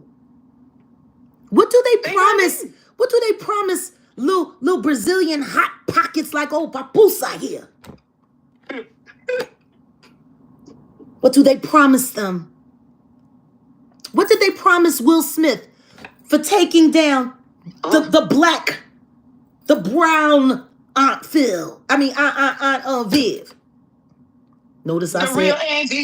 Wait a second. Did you hear what I just said? I said Aunt Phil. Not Aunt Phil, girl. That was a whole Freudian slip. Wait, why you said it like that? Because I guess Godfrey jumped into my mind when he exposed that Uncle Phil was a big swish. Oh? Yeah. Listen, and they went in on him and said, how dare you out him from the grave? Like it's going to matter now. Huh? Like it's going to matter now. He did. Girl, get off my phone, girl. No way. But considering that Quincy Jones was involved and Will Smith was the star, I wouldn't be surprised everybody else was a sodomite on that show. Mm-hmm. Hey, Carlton. Everybody else on that show was a sodomite, and I'm not saying allegedly. And if it was headed up by Quincy Jones, I'm sure he would have preferred people like him around. Now. Yeah. And you said, I called her. And these motherfuckers that went up and down their stage and had that boy doing that dance with their goofy ass. And guess what? They didn't even show him no love when Will came to the Jimmy Fall on Someone's Penis show. They didn't even give him no love. Because Jimmy just jumped right in and said, this was meant for me anyway. That wasn't your dance. That was for me. Thanks for warming it up. Oh no. It's not unusual. Girl. Sodomy ain't unusual at all in Hollywood. You know what? Sodomy is very usual in Hollywood. Girl, this is why I don't come to Earth no more, girl. I'm about to go back up to Jupiter when we done with this, girl. It smells like cheese crackers over here, girl. It's every time. They wouldn't even let Carlton come up there and make a fool of himself. Jimmy fall on that penis. Came and said, no, Carlton. No, it's time. Mr. DeMille, I'm ready for my close-up. Girl. Don't get me talking about Sesame Street and Stan Lathan. You know that's Sanaa's daddy. I'm gonna be easy on Sanaa today. I'm chewing up enough of these black bitches today. Girl, I'll get to Sanaa another day. Girl, I can't wait for that day. Please make sure that Sanaa, my daddy raised me right and told me to sign an NDA and take the money and run, Lathan. Yeah. Oh no. We'll be easy on Sanaa today. Oh no. You can't say nobody's safe, girl. They shouldn't be. They shouldn't be safe. They shouldn't be safe. The survivors aren't safe. The victims aren't safe. Why should they? Mm-hmm. Oh, girl, I'm telling you, they scared to come outside. Straight like what do they pay these black men to line up their women? What do they get? Very Willie Lynch. Is it not sounding Willie? Mm-hmm. Like I said, and very Sodom and Gomorrah like. They move people around, G. And now they want to turn what's left of Remy Ma's career into some kind of weirdo tabloid. Like All of this stuff that they doing on social media with old Punchy here and Papusa. Oh, girl, wait a minute. It is all that I entire just saw the picture. that entire relationship is to gaslight Remy Ma and to humiliate her in public. Oh, don't worry about it, Auntie Leah. You've been holding it down. You've been doing it. We got another wrench in here, I think, and if not, I can jump into the chat. Go to the store. Girl, I just saw this picture. Which picture? That's Clarissa Shields. And Papoose, yeah. Girl, that's the same lady that had that dress on outside that car. That one time you had showed me. Wait a second. That's her from the front, and that's her from the back. Standing like a dude in a cover-up with material shoved up her eyes. And still, oh no, as a bisexual woman, it just ain't working for me. It's the same lady? Yeah, that's her. Here. It's the same lady. Here. I guarantee you, when Pap is behind her, he's saying Remy's name like a million times in his head. I mean, this because don't look like nobody's Remy Ma from behind. Like that ain't Remy. That don't remind you nothing of Remy. Like, girl. But what's sad is they have now lumped in this punch drunk little girl to be in an adulterous relationship with a married man so that they can shame a black woman and destroy her legacy as much as possible. Remy, you better go get you a fine or retired European and go show them like this. This who Pat Who's not Remy for? I'm sorry, y'all, to get my live reaction because you know I don't care about these. Like, no, because I'm tired of all of these YouTubers that's sitting here capping, trying to make it seem like this Clarissa Papoose, this Papusa and Punchy. You know what I'm saying? That's what I'm going to call them from here on out. That's their name. Papusa and Punchy. The Adventures. The Willie Lynch Adventures. The Willie Lynch Adventures of Papusa and Punchy. Girl, this picture is just alarming. Like, he looked like he got to walk around with a lock and a sock on this one in the house. And they be talking about Remy? Oh, no. I tell you what, Clarissa, you can keep baiting Remy into a hand-to-hand fight if you want to. I promise you this. You need to go back and look at how she ended up in jail. She ain't fighting you. She gonna pop your ass. Yeah, fake love. Fake love. Something ain't right when we talking. Looks like you hiding your problem. Girl, listen, this picture done had me stop right where I was at. Like, girl, this not the same lady. Like, there's someone. Any of these dudes running around trying to pump up the internet's head by saying that Clarissa Shields in any way is finer than Remy Ma, they lying. Like, let's not do that. Like, they lying. People that like to talk their shit, but don't lie. Don't lie. That's why I asked. The second picture that you showed, the one from the back, ain't nobody calling Remy's name with that in front of them. Oh, no. Ain't nobody calling Remy's name. Now, who you want to call while you back there is your business. But I know who you ain't calling, Remy.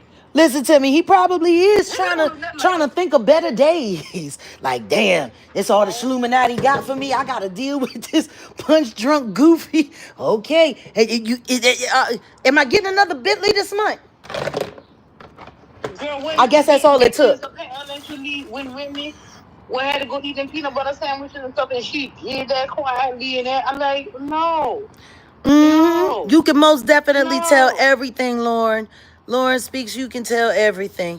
It's all right there. But this is the thing. I've been telling people for years. If we want to change culture, not just online, but in America, period, We have to figure out how they broke our people so we can unmake it. Anything that's made can be unmade. It can. If you can build it, you can break it. You can break it. It can be broken. It can be rebuilt. But exactly. But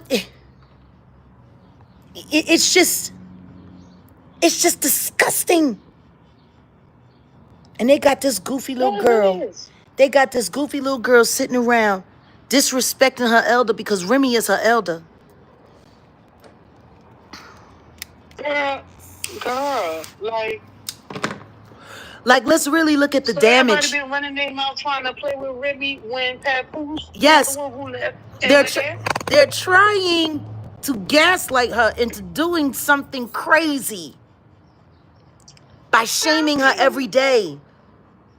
Remy, with this fake relationship. You keep showing them how unbothered you are, girl. You better get you a fine or retire. You somewhere overseas. Go leave. You go be on yachts and everything else.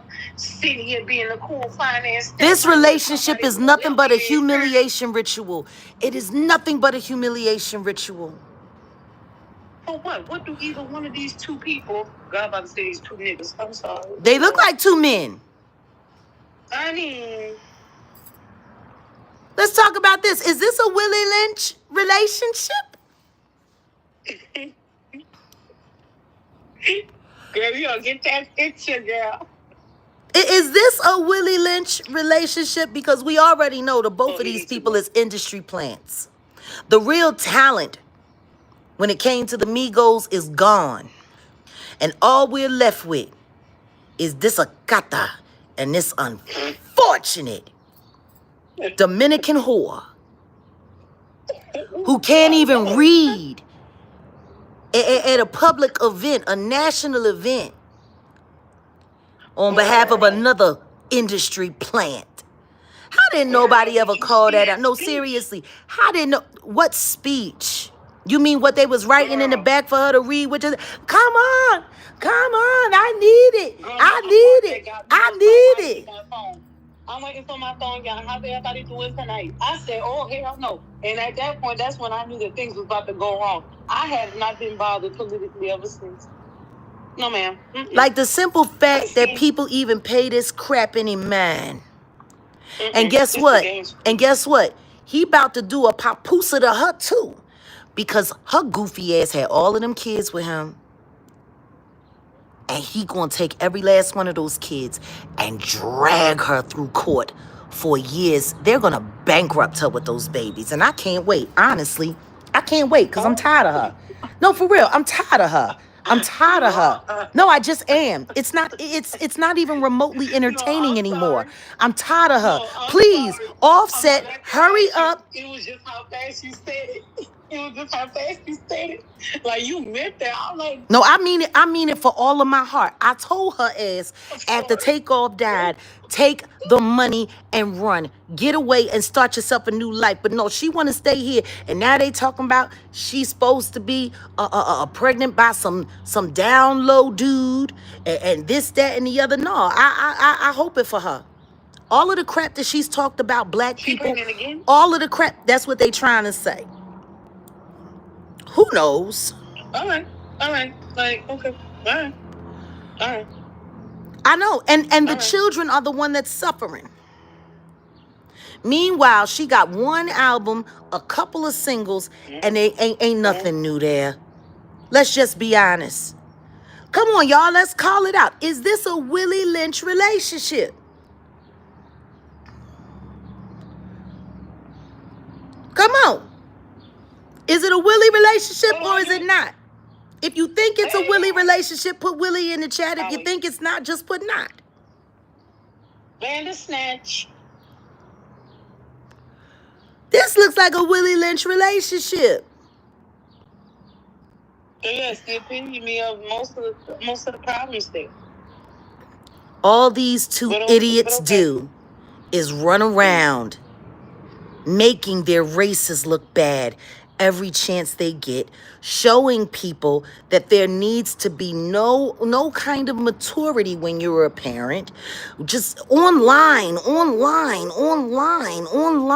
a tragedy. Like, they don't care nothing about their kids. Because if I was their kids, I'd be trying to find a way to divorce them. If I was their kids, I would be divorcing them before they could get divorced from each other, honey. I'd be, y'all, I don't want no pot. This is what they promote. Debauchery. I hope she was born a female. Lord knows we got enough fake trans people that won't even come out and claim what they are in the public eye in the media no more. This is Willie. This is a Willie relationship, in my opinion. Real rap. It's just insane to me. It's insane to me. Look at this foolish. You know what? Let me find some more foolish mint. Well, since you up here with the foolery and you trying to teach our do better, didn't this one? Didn't she have a big old nasty like golf ball on her forehead? Oh, honey. By Nicki Minaj or one of her people. Oh, yeah. Like y'all be fighting at public events. Y'all be having y'all booted out. Y'all don't care about what's going on with the kids. They don't care about themselves. Anyway, they don't care about themselves. And then you're gonna have everybody else looking at everybody collectively as if we are all one. We are not. You know what? Hold on. Let's see if there's another Willie. Let's see if we got another Willie. See, this a Willie Lynch baby. Oh, God. This a Willie Lynch baby. Who's that? I don't know these athletes. Who's that? That's Bronny. That's Bronny James. I feel so sorry for that child. I wish somebody cared enough, but it's cool. Whatever. Like, how is that? Like, why on earth would you force your child to try to sit here and take on your name like that? He plays video games better than he actually plays the sport he's being paid to play. All these kids that be making millions of dollars being gamers? At best. Why he can't just go be great? Listen, exactly. He could have started his own gaming thing. No, because his daddy is bought and paid for, and he has to keep that going. He has to keep that going. I feel sorry for the children. Meanwhile, there are so many great young players who have worked so much harder than him and done so many other things than him, and all because of who his father is. They have to sit on the bench. They don't get the time. Willie Lynch letter, what does it say? Pit them against each other. 222. Pit them against each other. Gender, color, age. Like, there is nothing but evidence of how Willie Lynch letter actually, it worked. Oh, let's get on it. And now the last one. Don't forget the elders versus the youth. They want to make sure that we ain't got nothing to do with our elders. And they want to make sure that our elders won't have nothing to do with us. At all. And guess what? When the elders and their successors, when they're not talking, when they're not speaking, they're not learning. Yep. They're not learning. Which means it's easier for them to keep repeating the same mistakes over and over and over and over again. And not only that, like, they really want to make sure that the past, everything that we've learned, everything that we've experienced, gets lost and stays lost. It just disappears and dies with them. Well, y'all better start respecting them elders. I know they don't want to hear what you gotta say. It's your job to listen to what they We have to learn how to respect the value in each other. The future. The future has so much to learn from its past, and the past has so much to learn from its future.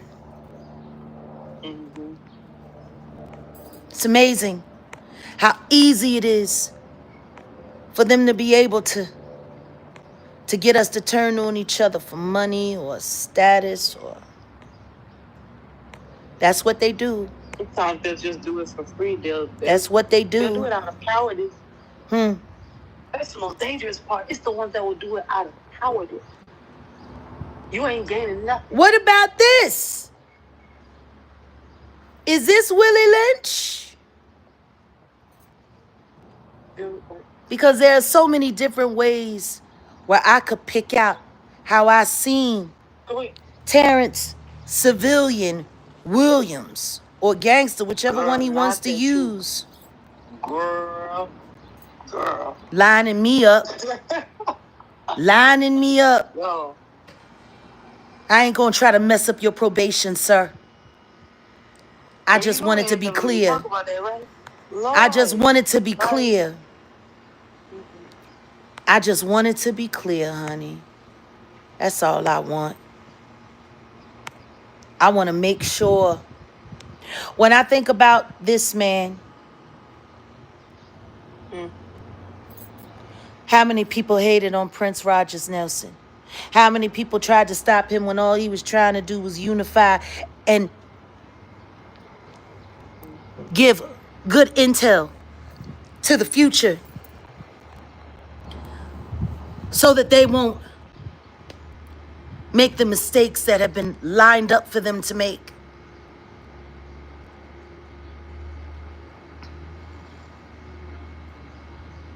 I think this is another Willie Lynch situation too. It's funny how anybody that tries to inform their people of what they need to know, they always end up gone. Yeah, as they did, girls. We're not gonna talk about how that's not even on. They did too fast. I guess when Michael Jackson as well, my dear. I don't forgive nothing, girl. I'm going off. Don't worry. Michael Jackson as well, my dear.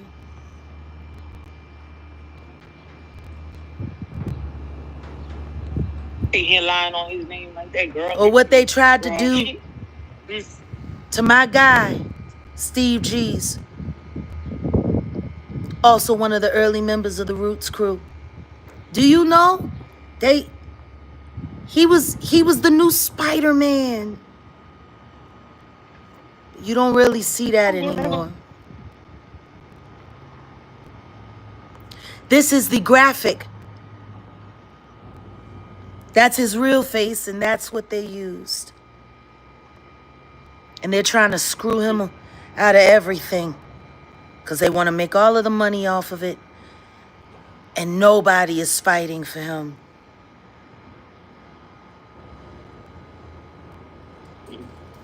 Talk about Willie Lynch.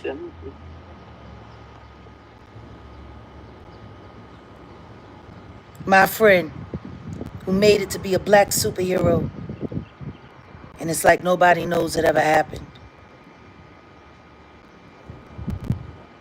Like nobody knows it ever happened.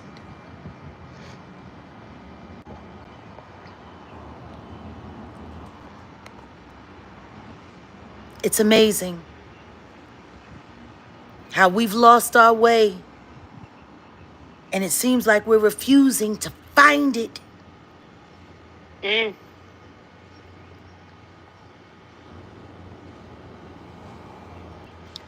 Salute to the new Black Panther Party and my very good friend. Yes, Neo, John Connor. Yeah, Prince could have played those roles. He could have. That would have been fun. It's wild how when the Black Panther Party came together all those years ago,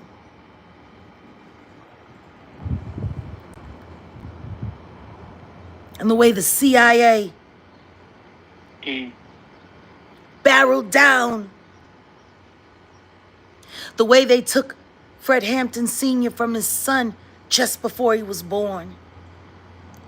The way they still try to desecrate his father's grave after all of these years. Law enforcement. It was the Black Panthers that started the school, having breakfast at school program to make sure that no matter what was going on at the home, the children, nobody ever wants to talk about that. No, they just want to make all Panthers sound like they're just radicalist and unintelligent. They could never. So not true. They could never. They could absolutely never. All of those young people went into every courtroom every time and demolished everybody up in there. So mad that courtroom was turned upside down every single time. It's amazing. It got to the point that the activists that did make it say, you know what, I'm done. I'm tired of going to jail for my people, and they don't even acknowledge me. They still do the same thing. It's a tragedy. You need to sit down with one of activists from back in the day that, literally they're doing something else. How about this one? How about this one? That shit painful. How about this one? Trying to talk about you. You should add some more. Make it a whole thing. Yeah. Is this a Willie Lynch situation? Oh, Juicy Smollett. Girl, not Juicy Fruit, girl. Not to be confused with the artiste, but girl, oh no, not Juicy Fruit. You want to know the last time I saw this face, though? When?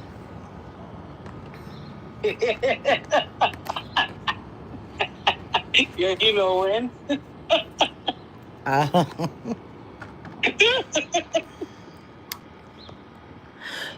To be half black and half Jewish is not a crime.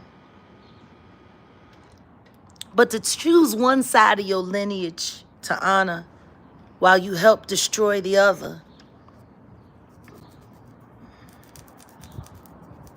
It's funny. He actually tried to claim Panther himself. He said he was the gay Tupac. This nigga said he was the gay Tupac. The simple fact that he didn't get beat to crap for real in real life by a bunch of real G's is amazing. No, he had to go hire some Nigerians who decided to work with the Akata to blame it on MAGA. But then he tried to convince me that what happened to him was all a setup because he didn't want to work with R. Kelly while they were still using his music for Star. After he was supposed to have been blacklisted. Okay, anybody call me a liar? They can go on over there to the Jaguar Wright Uncensored podcast and they can listen to him say it out his own mouth. Don't forget that part. You know they like to pretend like they don't remember, girl. Well, go ahead and get on over there. Yeah. Exactly. Listen. The butt-breaking process. Oops.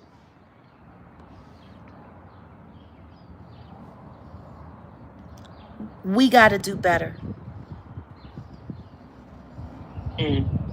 We got to do better.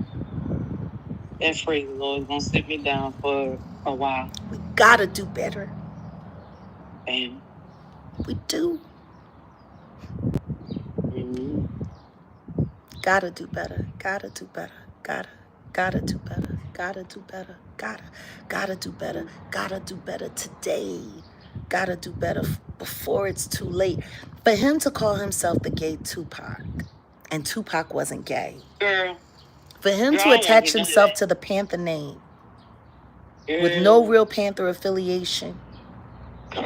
Sounds like Willie Lynch to me. I'm not understanding. And I think what we need to do to make sure that we don't break from what's real is when we start seeing Willie Lynch propaganda in our faces, we start calling it out.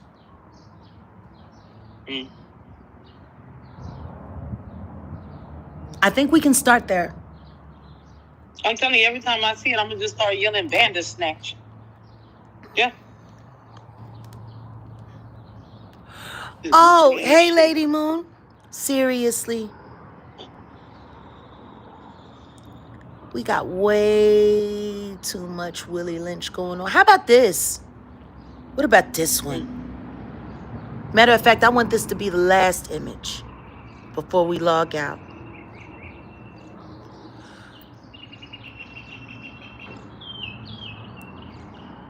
If you see a Willie Lynch situation here, I'm getting up. I'm going outside. No. put Willie in the chat if you see a Willie Lynch thing going on here. You could have at least warned me, TV. Like, you ain't had to spring it up on me like that. Girl, you know how I feel. And on behalf of a brother, I'm going to go outside. This picture of this beautiful young black woman whose life was taken so early. She had been preyed upon by so many different people in the industry. By the time she passed away at barely, 22? I mean, they tried her. Oh, and love back to you, Tara.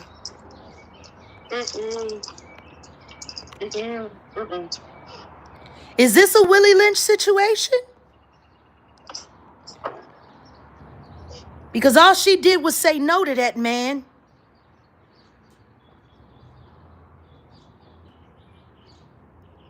That's all she did was say no. Just like me. Just like a lot of women.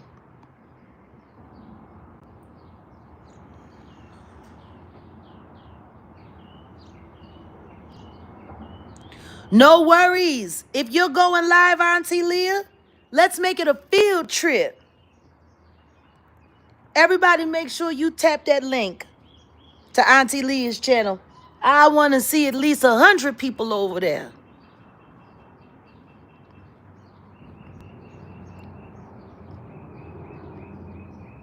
Can you see the Willie Lynch working here?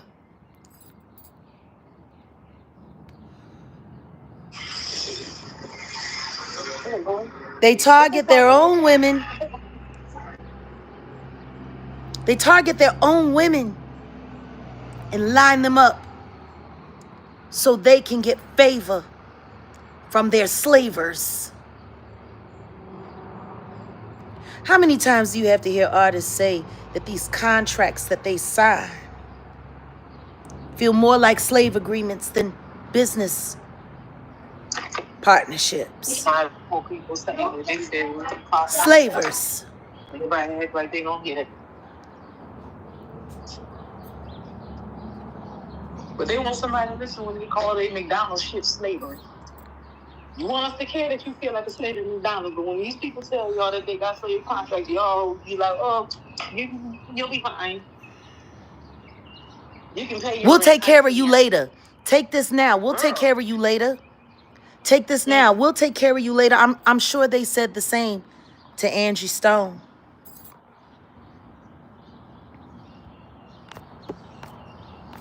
I'm sure they said the same. I'm sure they told it, well, we'll take care of you. We'll take care of you. They always want to take care of somebody. They always promise. How about this? You know what? Maybe that won't be the last. How about this? Is this Willie or no? Yeah, you just learned that Terrence Howard was only paid $12,000 for Hustle and Flow. Exactly. Like I said, he told me he was only 2 movies away from retiring from the business about 15, 17 years ago.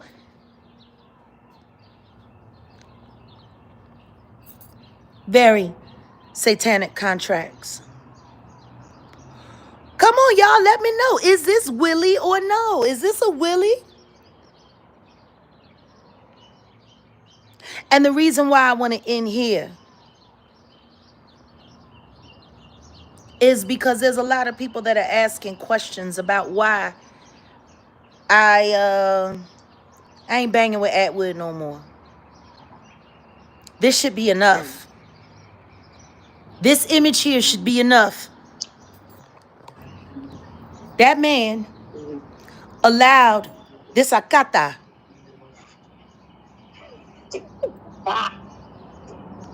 to get on his channel where he has 1 million subscribers and lie. And lie. And lie. But one of the illest, most disgusting, crazy work lies that he told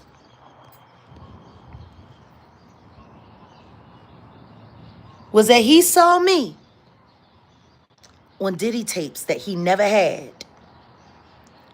My own deceased son. If Sean Atwood were truly a friend, not only would he have stopped him, because he would have stopped him. Because there's no way I would have let nobody that I called a friend sit on my panel and lie on someone that I called a friend in my face. I certainly would have edited it completely out. And I would not have let anyone else other than the people there see or hear that crap. That did not happen. That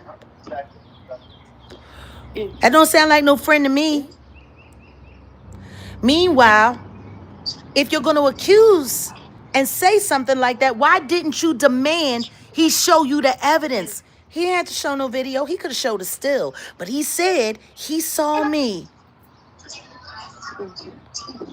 harming my child on a Diddy tape at a Diddy party. Girl, that motherfucking stale-ass muskrat looking ass bitch. Girl, look, you was an ashy bitch. If I had a reason, if there was one valid reason for me to destroy Sean Atwood and take his whole platform and send it to the depths of hell, it would be that. Okay. People want to talk about me saying something about his family, saying something about his half-black kid, which I'm sure his Aryan friends who protected him in jail ain't all that happy about.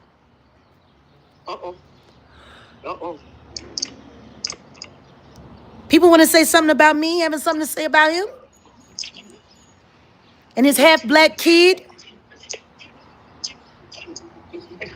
that his racist white friends from prison surely did not approve of. Somebody got something to say about me? Saying something about him, huh? After he let this traitor to his race, this disgrace to humanity, this true-born Willie Lynch official sit there and tell that lie about me and my child with no evidence, with no facts, with no pictures, with nothing to corroborate, no source cited. Trying to inflame somebody, like, girl, listen. And you want to call yourself my friend? I'm sorry. It would have been. That's not the kind of friends I want to have. At all. Like, fuck out of here. I don't need a friend that'll let a piece of crap like that sit there and lie on me without any facts or proof. I would never do that to a friend. Ever. No matter how good the ratings were. Yeah, ratings. Like, see, this is why people... So once again, when people sit around saying that there's someone's... Go ahead, Grace. Sound off. Girl, they always talking about how somebody's friend, man. Y'all are some old weak, sorry trees and this little hoes. For real. Like, this is why I know that all these motherfuckers were the lonely ones in high school that had no friends and they couldn't stand themselves. So now y'all get on the internet where you think hiding behind your keyboard make you safe, and all of a sudden you got a big chest and now you want to try to play with somebody. Like, y'all sit on the internet because y'all are showing people exactly who you are. Y'all are just disturbing, disgusting, trifling, nasty, worthless human beings. And everything that you think that you gain, I can't wait to watch it all crumble before you. And let me tell y'all something. We watching it in real time right now. So you can lie to yourself all you want to. That's fine. But the little bit that you do have, you don't lose that too. Girl, get out of here. Like, girl, they is disloyal. Like, this loyalty is never going to get tolerated around here. Like, stop that. Stop it. These people just lie all day long. They think you're trying to play this game because they're trying to get their little crumbs from massa. Like, fuck out of here. Fuck out of here. Like, girl, don't nobody need these raggedy motherfuckers running around here at all. they disloyal. Y'all don't understand nothing about loyalty. None of them do. That's what I'm saying. Like, I look at these people and I feel sorry for the people that they have in their lives.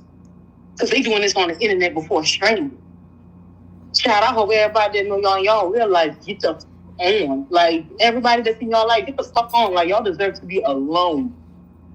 And that's the worst fate for a human being, because guess what? We're not meant to be. You're nobody's friend. No. You're nobody's friend when you allow people to come and tell heinous lies. You know, if I were as mentally unstable as they say, that could have been enough to throw me into a nervous breakdown. Yeah, see, that's what I'm saying. That's what be making me mad, TD, because they sit here and they try to play with people as if people are toys. Like, let's get down to that right quick. Who the fuck do y'all think y'all are? What makes you think you have free access to come play with somebody? That's how desperate and alone and irrelevant these people are. Until that Aryan Nation affiliate gives me a formal apology on YouTube for not only not shutting him down, forcing him to be honest about it. Until you do that, Sean Atwood, fuck you, bitch. Fuck you 3 times. And there you go. Uh-oh. Rihanna.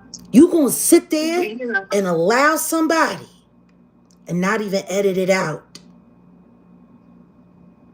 to say such things about me? And you called yourself my friend? Oh, no, you can't say that. No, that's not good enough. What? You should have called him out for the liar that he was, demanded that he show evidence of what he was saying, and you did none such thing. Like, I'm getting ready to look, whatever. You can't say that. That ain't nothing. As far as I'm concerned, you ain't defending nothing. You ain't standing on principle. Well, you stood on somebody's principle, but it ain't the one that you came over here representing. Willie freaking Lynch. Bandersnatch person. You did a good job with what you learned, Mr. Atwood. You did a good job. Especially with that. I wonder if you read the Willie Lynch letters before you started doing your Diddy content. Oh, that's interesting. Weren't they getting mad at Ronnie Bo for all of that? What did it say? They said Ronnie Bo was trying to start a race war. What did it say? What did it say? How does it work? Turn them against each other. Using age, race, color, gender. Did you get a gander at the Willie Lynch letter, sir, before you started shaping up your Diddy content?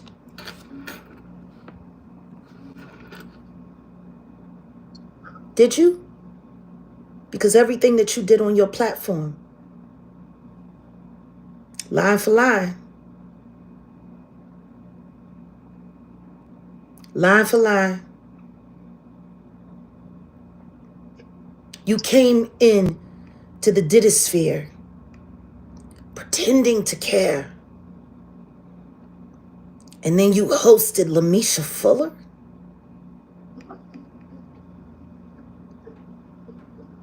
You hosted Courtney Burgess?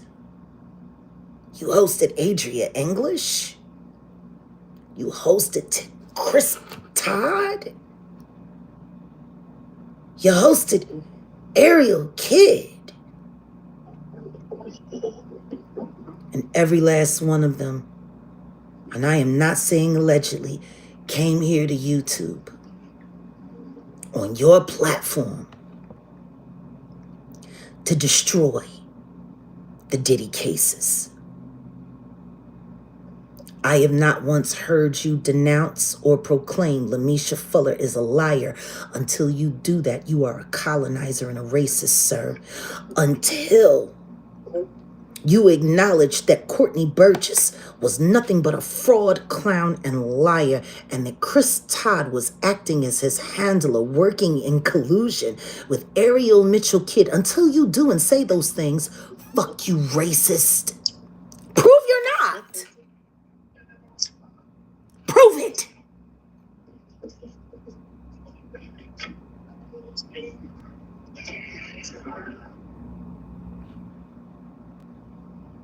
You hear me, Sean? Prove it. Because the only thing you did was make a mockery out of black people when you hosted all those frauds. And I'm not holding my tongue, sir. I'm done with you. I'm not going back and forth with you. I'm just holding you accountable.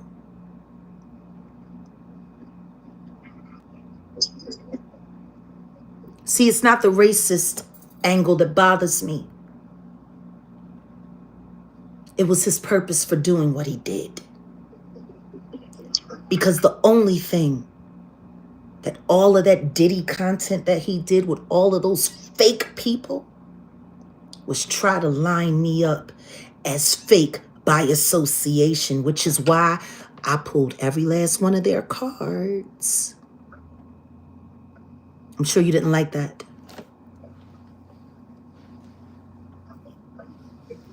And guess what? I don't give no fuck. The truth is the truth. When is somebody over there in Atwood world going to ask Sean Atwood why he never bothered to make or vet Courtney Burgess's lies against me? Because if he did that, he would have to denounce him as a liar and a fraud, which would mean all of his Diddy content would have been invalidated anyway. That's why he took it down. And since there was a lawyer, since your lawyer told you that you had to take it down, I would like to see a copy of that letter, sir. Matter of fact, for transparency's sake, why don't you now take that letter from your attorney that said you got contacted by someone and you needed to take it all down or that was going to be the end of your platform? We need to see that letter. You know, there was a lot of people that were running around telling the story that Pierce Morgan got a cease and desist, but he didn't. He got a phone call from Rupert Murdoch after Spiro called him, allegedly. Yet people ran around talking about there was a cease and desist and Jag was going to have to be quiet. That never happened. That was a lie. So why don't you get ahead of it since you're so earnest and show everyone, that letter that said why you needed to take all of your Diddy content down with me and all of the fake Diddy victims in it.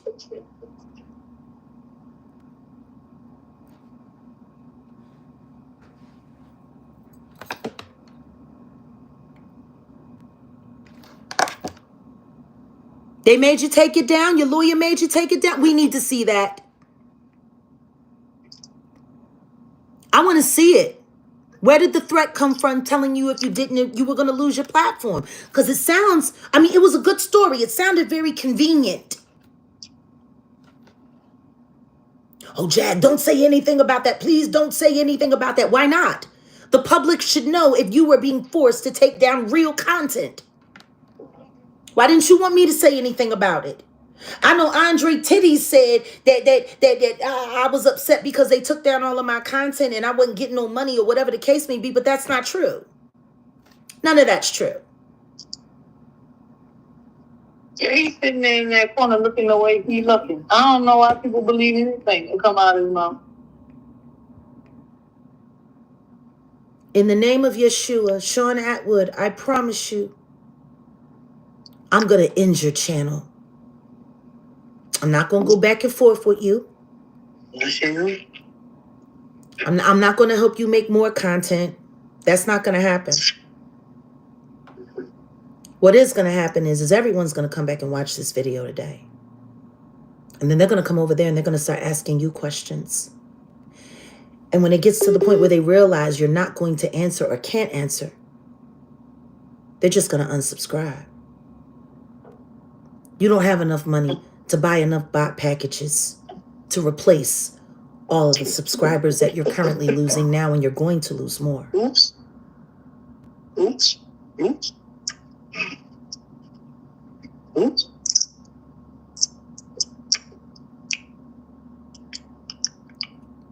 Produce the documents from your lawyer that said why you had to take all of that content down. Because if you don't, that's going to take you down.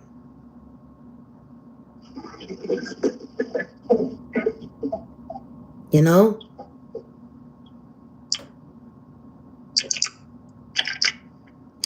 So, on that note, let me make something else clear before I go.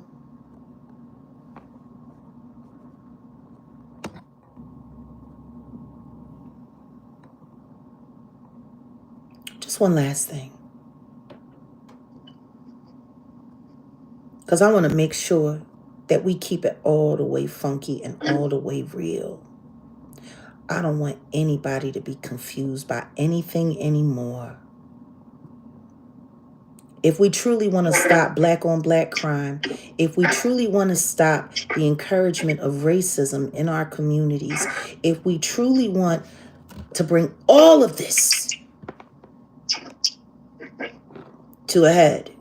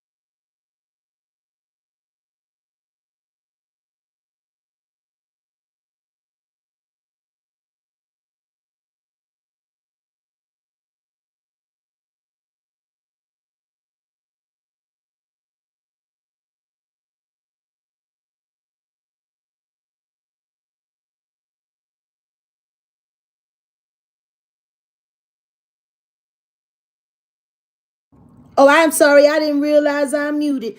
This is Lachelle Wright. Actually, Lachelle Fields Wright Wallace. This my mother's mistake.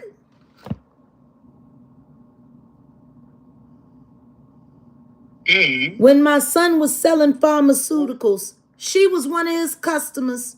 And he told her that he would serve her as long as she didn't tell me. And she went along with it. That's supposed to be a sister? That's supposed to be an aunt while he was on probation? Girl, never. This is the same woman that told my son Giovanni when he was young, while I was pregnant with his little brother Sam, that I was going to stop loving him because he was a bastard and Sam was born in wedlock. Girl, oh no. She actually told that to my son so that he would not want to like his own sibling coming into the world because he had already been told that he was being replaced. When I found out, when Giovanni came to me and told me that, I called up Shelly and I said to her, why would you say that to him? Well, I was just telling him how it works. No.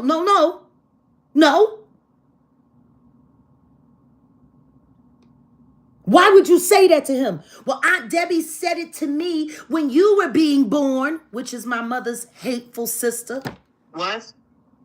That's when Aunt Debbie told me when you were being born that that's what was going to happen. And I just wanted him to understand that that's how it worked. That's how what works. What? Well, I mean, he is a bastard just like me. And you and Sam were born in wedlock and you're just going to love him more. Just like Aunt Debbie said, mommy was going to do with me. And it's true. She loves you more than me. I just wanted him to know. I said, I am not our mother. And I want you to understand this. If I ever hear you say anything like that to any of my children, bitch, I'll fucking kill you. She started working on creating division between my children before Sam was even born. Who does that? This bitch.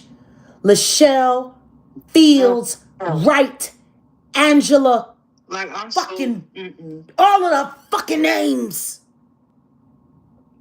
This is also the same woman who married the man that raped me when I was 14 and a half years old. See, she was pregnant with his brat. She was pregnant with Jamie girl. And my mama wanted her to not have 2 children out of wedlock. So they thought it made more sense for her to marry my rapist who was high on crack and drunk when he assaulted me in my sleep when I was fully clothed. She married him anyway. This the kind of bitch we talking about. Oh, by the way, just in case y'all didn't know or don't remember, this was Transrena's source. This was Trasha K's source for surviving Jaguar Wright. She's the one that orchestrated everything. And guess what? She still has not done an interview, even though she's the one that told Trasha that my father essayed me and he fathered my son.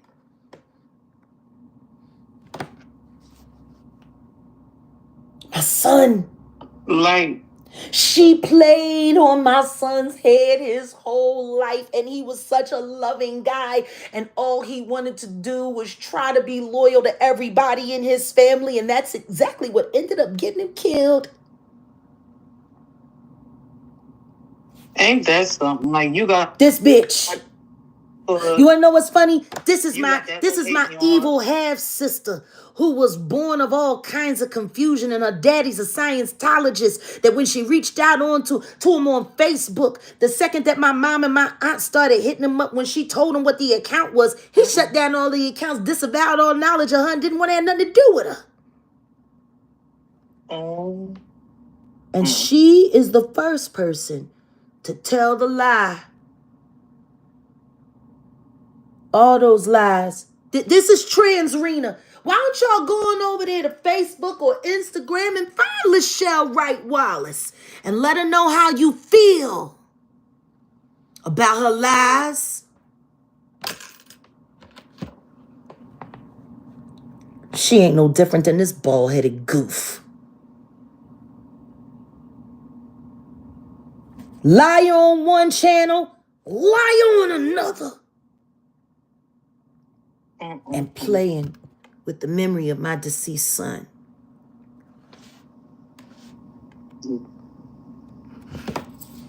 Isn't it funny how all these weirdo family people that you break contact with, that you don't want to have anything to do with, find their way to some duplicitous YouTubers to come and create even more lies about you? I don't know. That's my sister. This is me. It's like it's like a revolving door. That's my mother's child. The one that worked with YouTube to remove me from my mom. The one that told me that my mom was dead. No death certificate, nothing. But she was busy trying to claim all of the money that I inherit. Because she was mad that my mom didn't put her in the will. Because she smoked and gambled and sexed away all of the money. Whatever her inheritance was, she smoked that up years ago. Real life stick out here. And she decided she was going to find a way to level up. Because her goofy ass ain't got no life. Her goofy ass ain't got no skills. Her goofy ass ain't got shit. You know how many times I heard her telling people how much she hated the fact that I got this nose and she got that nose? Or how my lips were better shaped than hers, or how my dimples were more accurate in my face. This bitch has been jealous of me since the day I was born. So much so that she tried to make sure that... And clearly she's not that popular. She only had 17 comments on that post. Oh. I get at least 100 the second that I drop something. Kids. Guess she wants to be famous, huh? Well, they all want to be. They all want to be seen that bad. That's why they'll do... Yeah, my mother's sister, Deborah Roach, told this unfortunate little bitch that she wasn't going to be loved the second that I was born because she was a bastard. And then this goofy bitch told that same fucking bullshit ass story to my son. Like, it's the...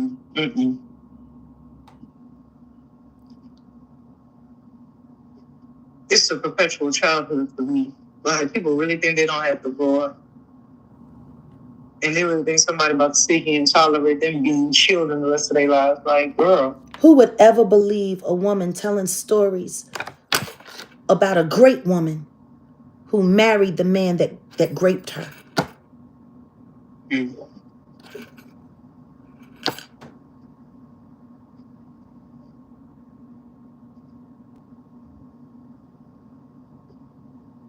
I know my son is beautiful.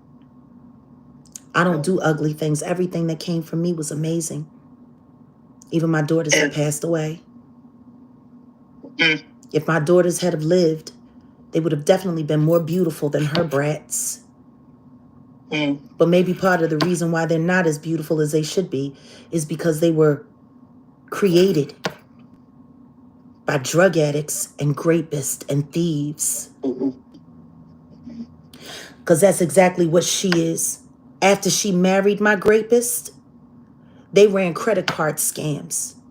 $90,000 worth of stuff they bought from, what was it, Kmart back then. They didn't tell my mom how they bought all that stuff, but they did let her drive her minivan there to take all of that stolen stuff back to their place. She thought they were doing good. She was happy for them. So she let them use the minivan to load all of that stolen stuff up. Do you know what could have happened if they had got busted leaving there? My mother would have been arrested as well. That's the kind of bitch this is. People like that. Tasha K's friend. And then don't care about nobody but themselves. Like, Tasha K's friend.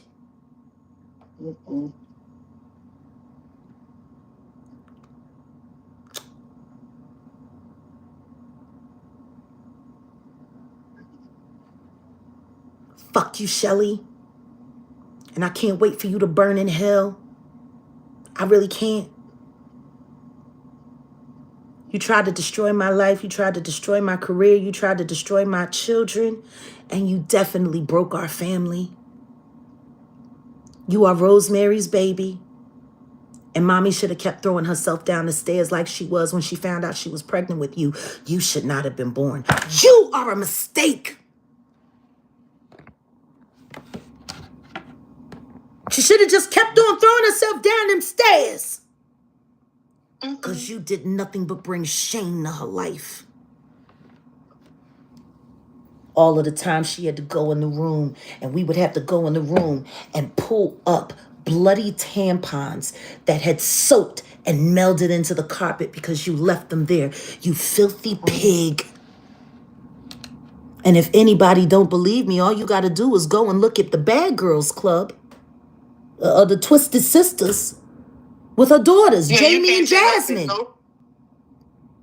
And that's when Bad Girls Club came out. We all remember. I know exactly who them two are. If you remember, in one of the early episodes, before the girls started dragging them by their weaves down their hair, because they weren't cleaning up throw up and stuff. Exactly. Because they were throwing up after getting drunk and leaving their dirty drawers and throw up all over the floor. Go ahead back and look at the Twisted Sisters with Jamie and Jasmine. This woman's unfortunate little piece of shit daughters. Disloyal fucking bitches that were jealous of Giovanni and helped set up his death, which is why they were calling Texas and giving all of the wrong information. I know y'all lined my son up. You, Shelly, and your piece of shit ass fucking twisted bitch daughters, Jamie and Jasmine, and all of you are going to twist.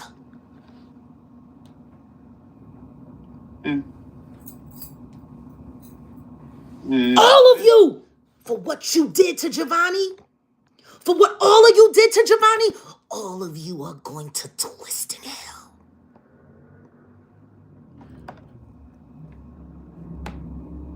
I'm glad I didn't ever adopt your brats like they wanted me to. I've had enough disappointment in my life. They wouldn't have been no different.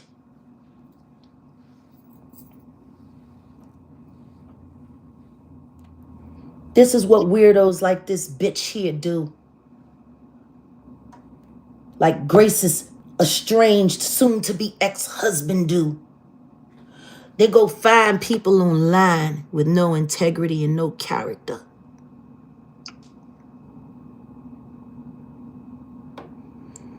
And then they let them get online and tell all the lies that they want people to believe about the people they wish they could be. Welcome in. We have a new member. Welcome, Bubblegum.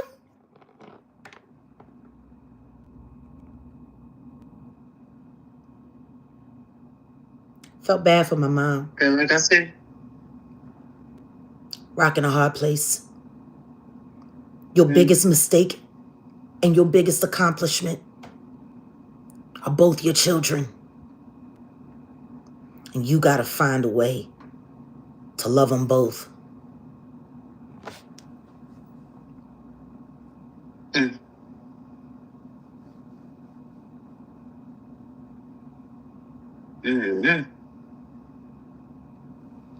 I hope it was worth it, Toots. I hope it was worth it. But for you to lie on my dad, the man who adopted you, because your real father left running, screaming to get away from you and my mom. The man that adopted you, you tell that evil witch, that gold shoe hoe, that daddy raped me because you didn't want to admit that you married the man that did. Narcissist. That you would say that my father, the man that rescued you because the man that sired you wanted nothing to do with you. For you to say that he impregnated me with my son. And yet, you won't do an interview? It's been 5 years you've been pumping fake shit about me and finding other people in our family who I have nothing to do with, which is why I said, fuck the Reddicks, fuck the Roaches, and everything in between.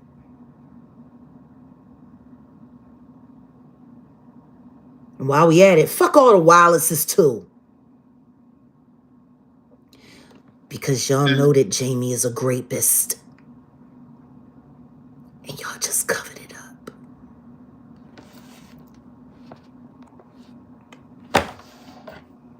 One last little poll before we go. Does this sound Willie Lynch to you or not? Put Willie in the chat if everything I just said to you sounds like Willie. or not? Just Willie or not? Willie if it looks like Willie Lynch, not if it looks like it's not.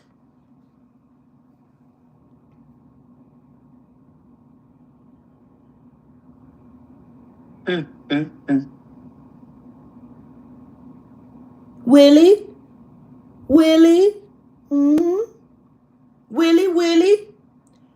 Willie Lynch Disturbia. I'll take that. Willie. When are we going to stop letting the Willie Lynch letter destroy our lives, families, and communities?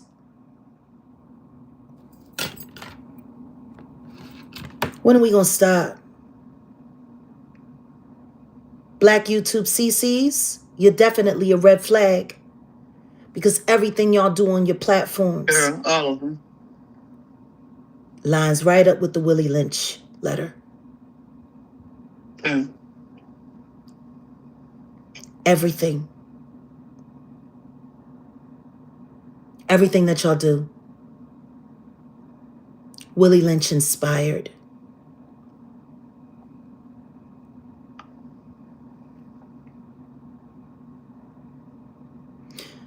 When we all become conscious and awaken is when it will stop. Exactly.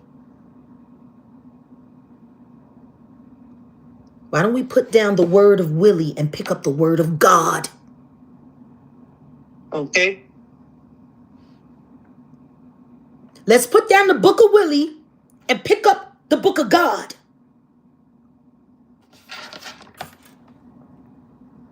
Because what it sounds like to me is that African Americans in the United States would much rather follow the teachings of Willie Lynch than the teachings of Yeshua.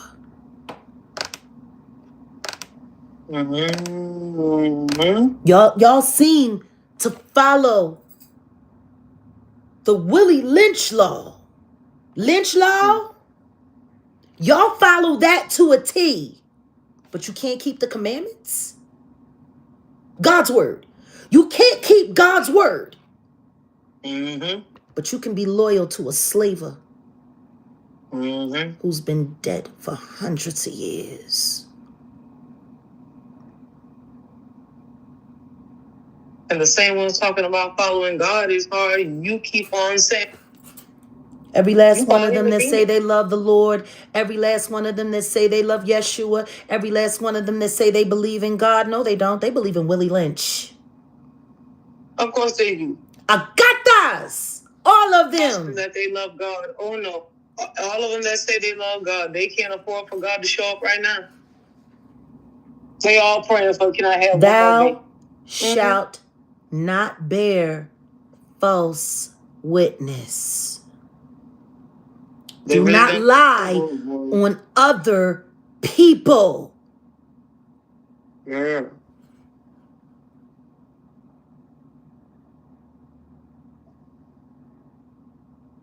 I'm tired of Willie. I'm tired of Willie. Good child. Yes. Willie said that his teachings would stand for 300 years. It's been 300 years. Are we going to let it be 4, 5, 6?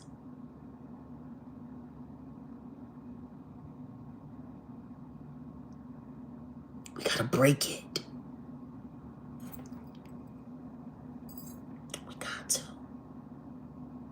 We got to break it. Just like Arya Stark, we got to break the wheel. What you always say, Grace? Jon Snow. Oh, you know nothing, Jon Snow. Nothing. They're going to take that last breath, not knowing. Shit. We going to wake it up. It's so hard to sit here and do the right thing, but it just be so easy for them to do the wrong things. Like, get the fuck out of here. They lucky that you're trying to teach them because I scare them. That's it. You ain't followers of Yeshua. You're followers of Willie Lynch. Okay? Come over there and have fun. Enjoy your slaver. Enjoy your scraps of Enjoy your cornbread cornbread from crumbs. master table. Mm-hmm. Enjoy the hanging tree. Enjoy the reaping, all of that. Hey, Jay-Z, go over there. Willie Lynch, Diddy, Willie Lynch, Rick Ross, Willie Lynch. Can we? DJ Khaled, Willie Lynch, Will Smith, Willie Lynch, Offset and Cardi B, Willie Lynch. Oh Lord, oh Lord. Lil Papoose and Papoose Punchy. his partner. I'm just calling him his little partner. You know, that's Papoose. And his homie. Until Remy come out and his say, homie. Yeah, his partner. Yeah, Papoose and his partner. Ain't nothing wrong with having friends. He can have him some friends. I guess he can have partners, right? You know. I got the.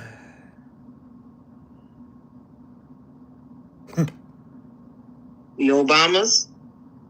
Willie Lynch. Oh, they Lynch Willie Lynch. The Abomination. I want to thank everybody that came by today. I hope this has been a good live. I hope it's been informative. I'm loving this members only engagement. It's fun. We get to talk about a whole lot of different stuff that we don't get to talk about because we're always infested with roaches. And we're going to keep it just lovely like when that. the intelligent people just come in? Oh, yeah.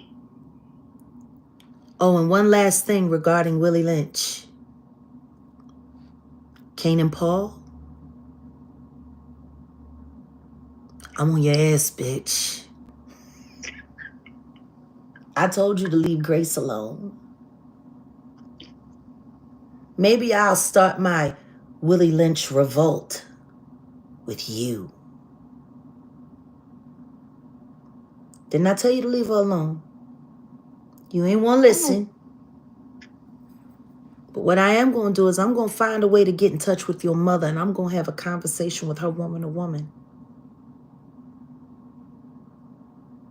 I can't wait to talk to her. I can't wait to tell her what a failure she is as a mother. Like,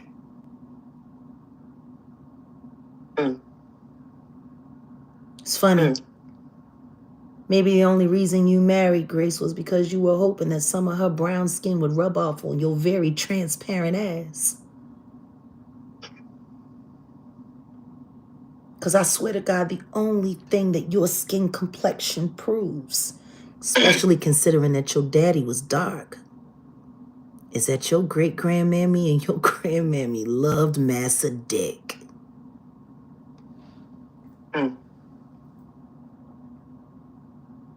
Oops. I'm done with Willie Lynch. I'm done with his teachings. I hope y'all are too. And until we should meet again, bye. We love you guys. And the announcement for the virtual concert will be coming soon.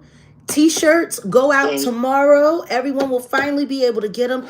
Thank you for bearing with us while we're going through all of this. But I mean, you guys see what it's like. We get toppled with so much. And until we can get enough funding for Cruelty Free, we are a donation-based nonprofit. Everything that you send, everything that you donate, whether you do it here in the app or you go over to PayPal or go over to the Cruelty Free Artistry Cash App, all of that goes to make it possible for us to continue to keep doing research, continue to keep, everything. Everything. Let's bring safety and purity back into the arts. Yeah. And let's get 1,000 members over here on the Jaguar Wright Effect channel, because with 1,000 members here, I'll actually be able to pay all of my mods from what we do here. And they work so hard for you guys. I mean, the mods are always there. They're better than the ushers at church. Listen, and y'all give the pastor and them your whole rent. So don't act brand new over here. You know the pastor ain't trying to do nothing but to see if your mama got some free time tonight. Pray us out? All right, let's have a prayer. You ready, Grace? Yes, I am. So you take the lead. All right.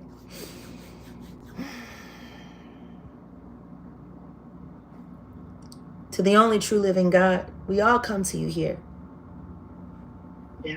In this space where there are two or more gathered, we know you are in the midst, and there are hundreds here. Maybe even thousands, all depending. Yeah. Lord, we have talked about some very interesting things today. Great concerns. And the truth is, the cure to all of it is you.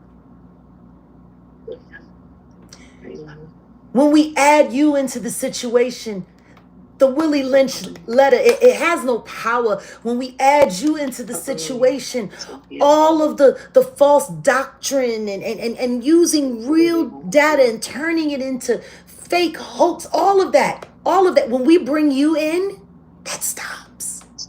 So God, I guess what I'm asking is to come into this space with all of us here and keep your word on our hearts. Make it possible for us to be able to open up our eyes, our ears, hear and see when we hear false propaganda, demonic propaganda being pushed on us. Give us the ability to discern it, to say, that's not real, I'm walking away. Because see, all things are possible through Yeshua, who you gave to us. And we just want to thank you, God. Thank you for this time. Thank you for this space. Thank you for this community. And as we go into Resurrection Weekend, I pray that more people find the comfort in prayer. Like one of our lovely sisters said here earlier today. I want to thank you, God, for allowing me to be a vessel of your word and your work, to be a weapon for you. And I want to thank you for giving me a community that I can share all of this love with, who needs you just as much as I do, as we do. Let us not forget your sacrifice. Because of all of the superstars that were ever sacrificed, the worst one was Yeshua. Yes. Let us keep that on our hearts and our minds. The sacrifice that he made for all of us. And the gift that comes along with embracing it. We want to thank you for all things, all prayers answered. We want to thank you for every miracle. We want to thank you for giving us the opportunity this week to be a miracle for you. And we are hearing miracles. One of our sisters just found her way back to you, and I could not be more pleased. Thank you, God. Yes. And we leave all of that here with you at the altar, at this virtual altar, in your son Yeshua's name, knowing full well that everything will be as you say it is, because it is you that has the final say. Amen and Asheo. I'm starting to really appreciate being able to do that with you guys. I am. But you feel it, don't you? I do. Because I feel like God right here, right now. Mm-hmm. I want to thank y'all for praying with me. EY and AY. Because see, we praying on that Willie Lynch letter. And we're praying to God to make sure we get to find a way to get rid of it. Mm-hmm. But no, for real, every time we get with the children and we just get to say prayer, feel it. Like the sun is almost gold. Like, and I hope the children feel it too in this moment. I truly do. I hope they can feel that warmth and that love and that y'all energy. feel. And don't forget, hold on a second. Don't forget, before I go, last little tidbit.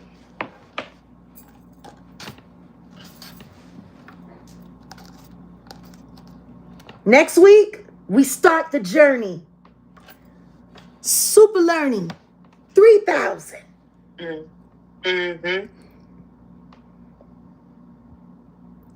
We're going to get smarter in God's way.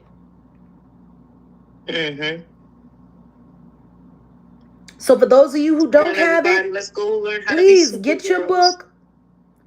Grace will be R-rating. Don't worry if you can't read it. We got you. We don't just... The beautiful words of my Muti, Emily Diane Gunter.